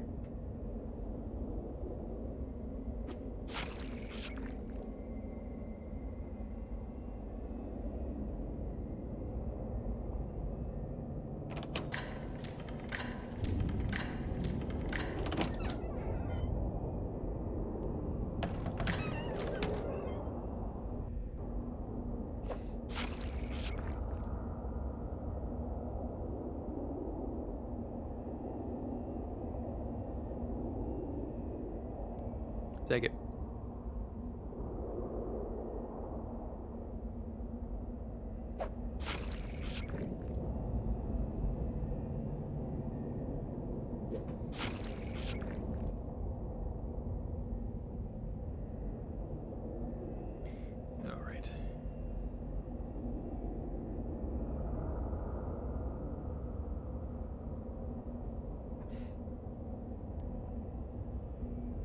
This is the blade, right? No mistake about it. What is that? The train's fire axe? Sure. Let's hope that there's not a fire, huh?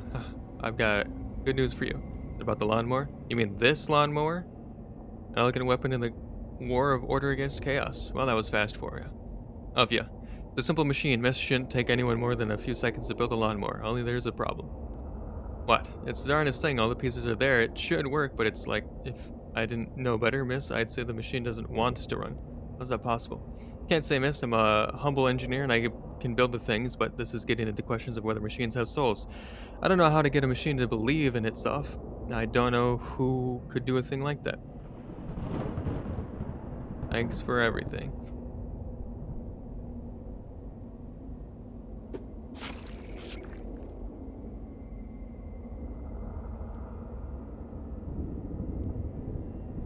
How do I inspire a machine? A machine? My goodness, why I would not know much of this subject, I am sure, for I traffic in antiquated mechanisms, clocks, and at a push, automata. I certainly would not know anything of advanced technology and inventions. Can a machine have a soul? Nay, for on this fine earth all is exactly as it appears. Now, if you do not wish to make a purchase, I really must return to my thoroughly unrelated to curses and magic paperwork. Ah.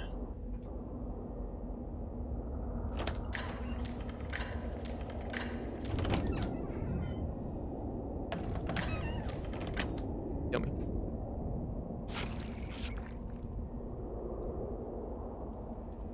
Any idea how to make a machine believe in itself? I don't know what this. Do not know what is machine. Videotape I gave you is a machine. Augie is bored of that machine already. Now Augie is learning to code on the computer. Where did you get a computer? From a man. What man? Man in cape. Ah. Travel lightly.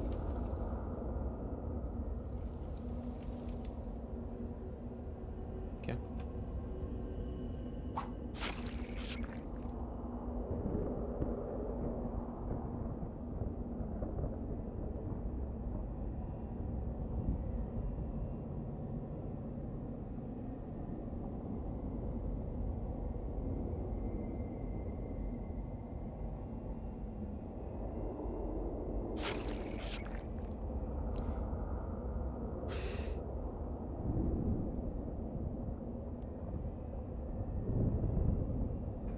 The only other place I can think of is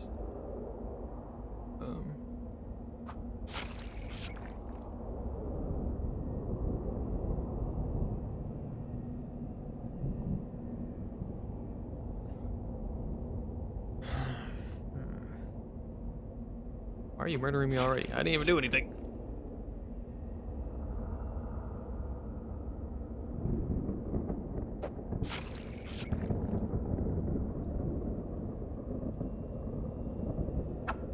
Gotta get to the baseball, please. There we go. I have a lawnmower that doesn't work. Can you help me with that? Doesn't work. No such thing. Won't work. Maybe it's just like the rest of these boys. Maybe it's tired. Maybe it's had a hard day. Maybe it's like it'd like to go back to bed. Well, I'm not standing here in the pouring rain so I can go to bed. I came out here to win a damn baseball game. Give me that thing here. Give me the lawnmower. Coach rips the mower out of your hands and screams into the blades. You're wet. You're tired. I can't help you with that. We can't control that. We can only control one damn thing in our lives. You understand? One damn thing. So you tell me. Yes or no? Are you a baseball player? Yeah. Yes, coach. Oh my gosh. Now you get out there and play. Yes, coach. This is the last damn time.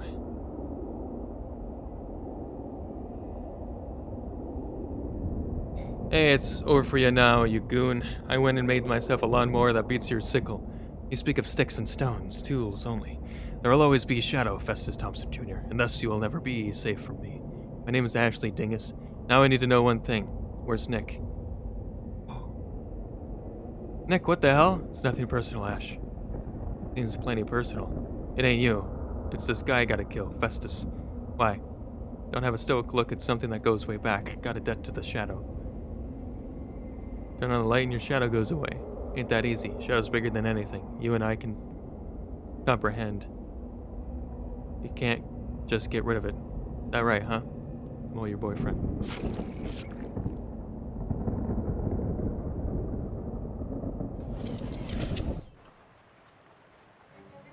A long and confusing vision with several words and concepts you did not understand. It leave the machine not a little less sure in yourself and the world, but pleased nonetheless that the sickle's curse has been destroyed. Package came for you while you were in here, Festus. An elegant weapon in the war of order against chaos. Heals your mysticality, plus 6 physical damage and causes 5 bleeding. That's, is there a return address? It says, I'll see you in 66 years. Never heard of it. Maybe it's in Utah? Take the lawnmower and lawnmower. Well, let's get this done and over with.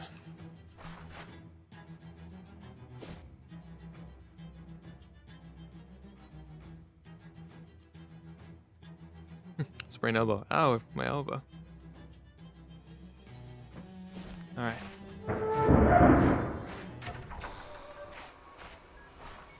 I'm ready. Let's do it. Okay, it was good seeing you, kiddo. Again, kiddo. I think I got this bomb wired so I can toss it and set it off from here by overloading this other who's it, which hopefully won't end up getting me killed. But whatever happens, you gotta jump through right away. I don't know how much time you'll have. Jeez, okay, be careful. You too, kiddo. Ready? Yeah. No! Ah, here goes nothing. Let's give the devil his due. Let's go, Obi. Resolution. You, and Obi, and the president, and her machines, and a sizable chunk of the floor appear in the middle of a pale void, lit by the just arrived light of stars that burned out uncountable eons ago. Ah, no! What did you do? Threw a little monkey wrench into your plans. Don't try to act cool about this. You don't have the slightest idea what kind of power you're messing with. Oh yeah? Like what? Welcome, playthings. You look to the right, where you see a hovering swarm of giant mouths and eyes. You get the feeling that this is your brain's best attempt to render what you're actually seeing in a way that won't simply annihilate your mind. In particular, that. Oh. Was this whole deal just a giant monkey's paw? Like, did I achieve ultimate power, but also got cursed to be constantly surrounded by morons? Hey, the portal frame still looks intact. Maybe I can reopen it and fix this. Oh, you can get us back? I can get me back, and then continue with my plan to summon the Emperor to our universe under controllable conditions as intended, yes.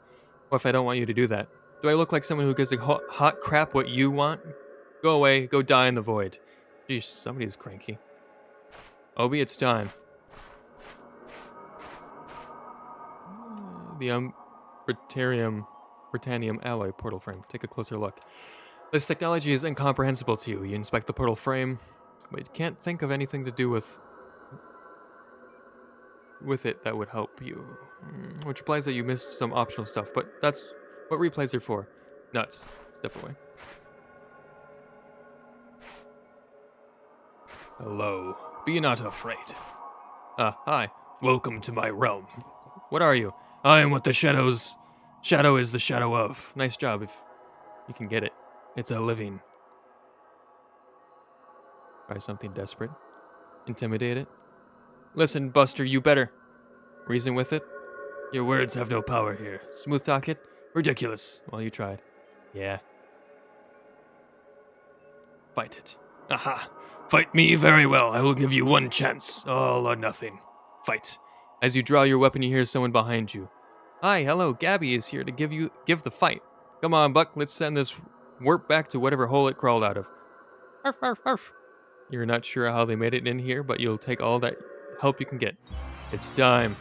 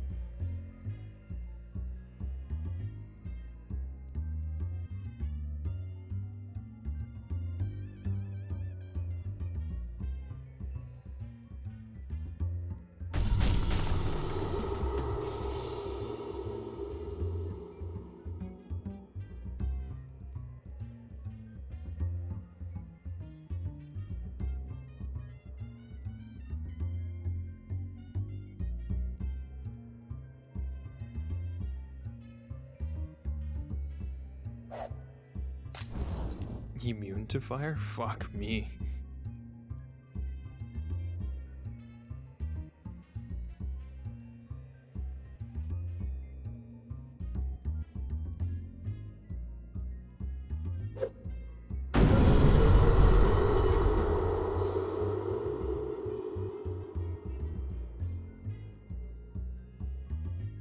Oh wait, I just wasted that. He's immune to all of that. They're all immune to all this shit. Okay.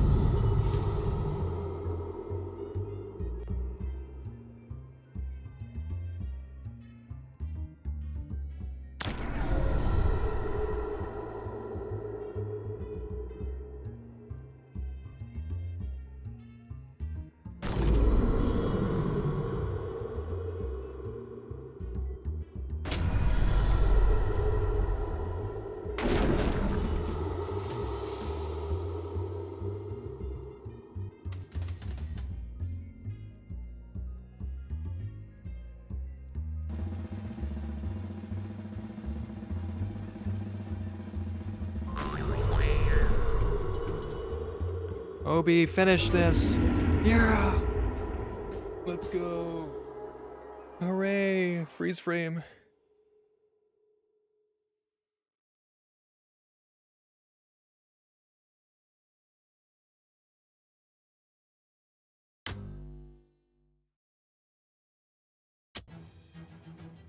Welcome. Sometimes the best way to deal with the universe destroying threat is to just hit it with something until it stops moving. Nice work. After the metaphorical smoke cleared, you found yourself stuck in the weird extra-dimensional space where the final showdown happened. You waited, and waited, and waited. Murray's bomb blasted him past the borders of reality.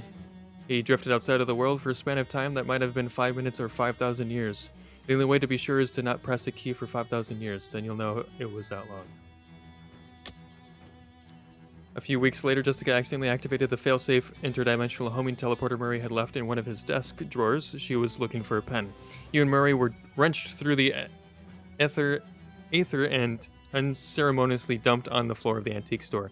After spending a reasonable amount of time patting one another on the back, you started searching for the next eldritch horror on Murray's big list of cosmic threats. The world is always under existential threat if you know where to look, and Murray always knows where to look. The Smee did a brisk trade until the end of the prohibition, at which point it did not even brisker one. Obi decided to leave the hobo's life behind and just play the oboe full-time. When they started televising underground bare-knuckle boxing, Gabby got really excited and joined a league. Her combat style was a mixture of different martial arts that came to be known as super weird fighting. Molly went on to become the most notorious bank robber of her era. She was last seen somewhere in Bolivia. Nice. Thanks to your tireless crime fighting, the streets of Ocean City have never been safer. Marvin went on to set the world record for mailbox sitting. He held the record for nearly a week. He has recently become interested in flagpoles. The bishop's inspection resulted in the vicar of St. Polycarp's being demoted to half-deacon. With that whole grisly murder business behind her, Miss Brewster went on to win the Boarding House of the Decade award for from the International Salesmen's League. Your accomplishments in the field of metaacoustics continue to ring through the halls of SIT. This is due to a malfunction in the equipment and facilities says it will be fixed soon. Your Spider students decided to do a little bit of field research in Crystal Dream Valley. It went about as well as you'd expect. 1981, Mudhedge was acquired by the Stonehenge Corporation, renamed Stonehenge Mud, and shut down. With your help, Rhonda Rasmussen became the first person in history to fly all the way around a swamp. Her fame lasted until nearly a month later when Charles Lindbergh was seen buying a new set of shoelaces. Time Quarry went bankrupt after workers fled in the night. Most of them made it back to the city and found new jobs, which could not possibly have been worse than their old jobs. The loss of Tom and Kathy plunged Largemouth Bass and Sons into a secession crisis, and the chaos ambassador Roberner returned from exile and made his claim to the throne. John and Paul Leathers were convicted of mail manslaughter and are preparing to be sent to a penal colony on Mars. The kid with glasses spent a week bragging after you proved his theory about big hands. The plant kid will happily wear Mossman's mustache for the rest of his life. The chemist kid is still reeling from the whiff of the smell of the willow-wisp you brought her. The radio kid is still hoping to see a feather from Barbara Yargra. The kid with the wrench still tells stories about the time you captured the whatever. The fly girl is still grateful for the Chester you brought her from Flemberg. The Mulrose place remained uninhabited until the 1990s when it became a hotbed for swinging sexy singles. With no natural predators to thin their numbers, Mac McKincuddy's sheep bred out of control. It went on to become the region's primary supplier of both mittens and muttons. Despite all your efforts, the maze may stay pretty much exactly the same forever. Billy made sure of that. The end. Shadows Over Loathing by Asymmetric Games. Credits. Well, that's it. That's the end of the game. Vociferous thanks.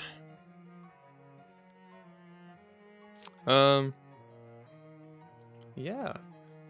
This game, of course, development pets, Bats the dog, Cookie the dog, Loki the cat, Monocle the cat, Moxie the dog, Oscar the cat, Penny the dog, Roxy the cat, Stinker the cat, Whiskey the cat. Thanks so much for playing our game. We know it took significant time and effort to get here, and we appreciate your attention and endeavors. You rock. If you've enjoyed Shadows Over Loathing, you might also enjoy West of Loathing, available now on Steam. Yeah, we played that. In our free browser-based game, The Kingdom of Loathing on the internet. So, that's it. That is it. So, this game will be replaced by something else later, of course. Next week, it'll be some other game. So, yeah, I guess that's it.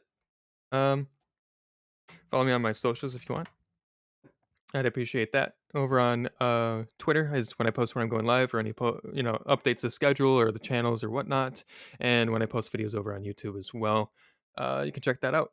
Also follow me on my YouTube. I'd appreciate that too. I post videos over there, the VODs of all my streams. So if you miss them, you can check them out there at any time. And other edited YouTube videos and fun random stuff.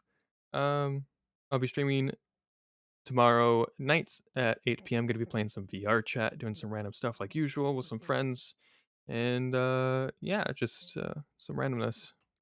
And then Monday, going to be continuing with Nugget Dude and playing some Xenoverse 2, continuing our challenge that we've made for ourselves, and continuing that.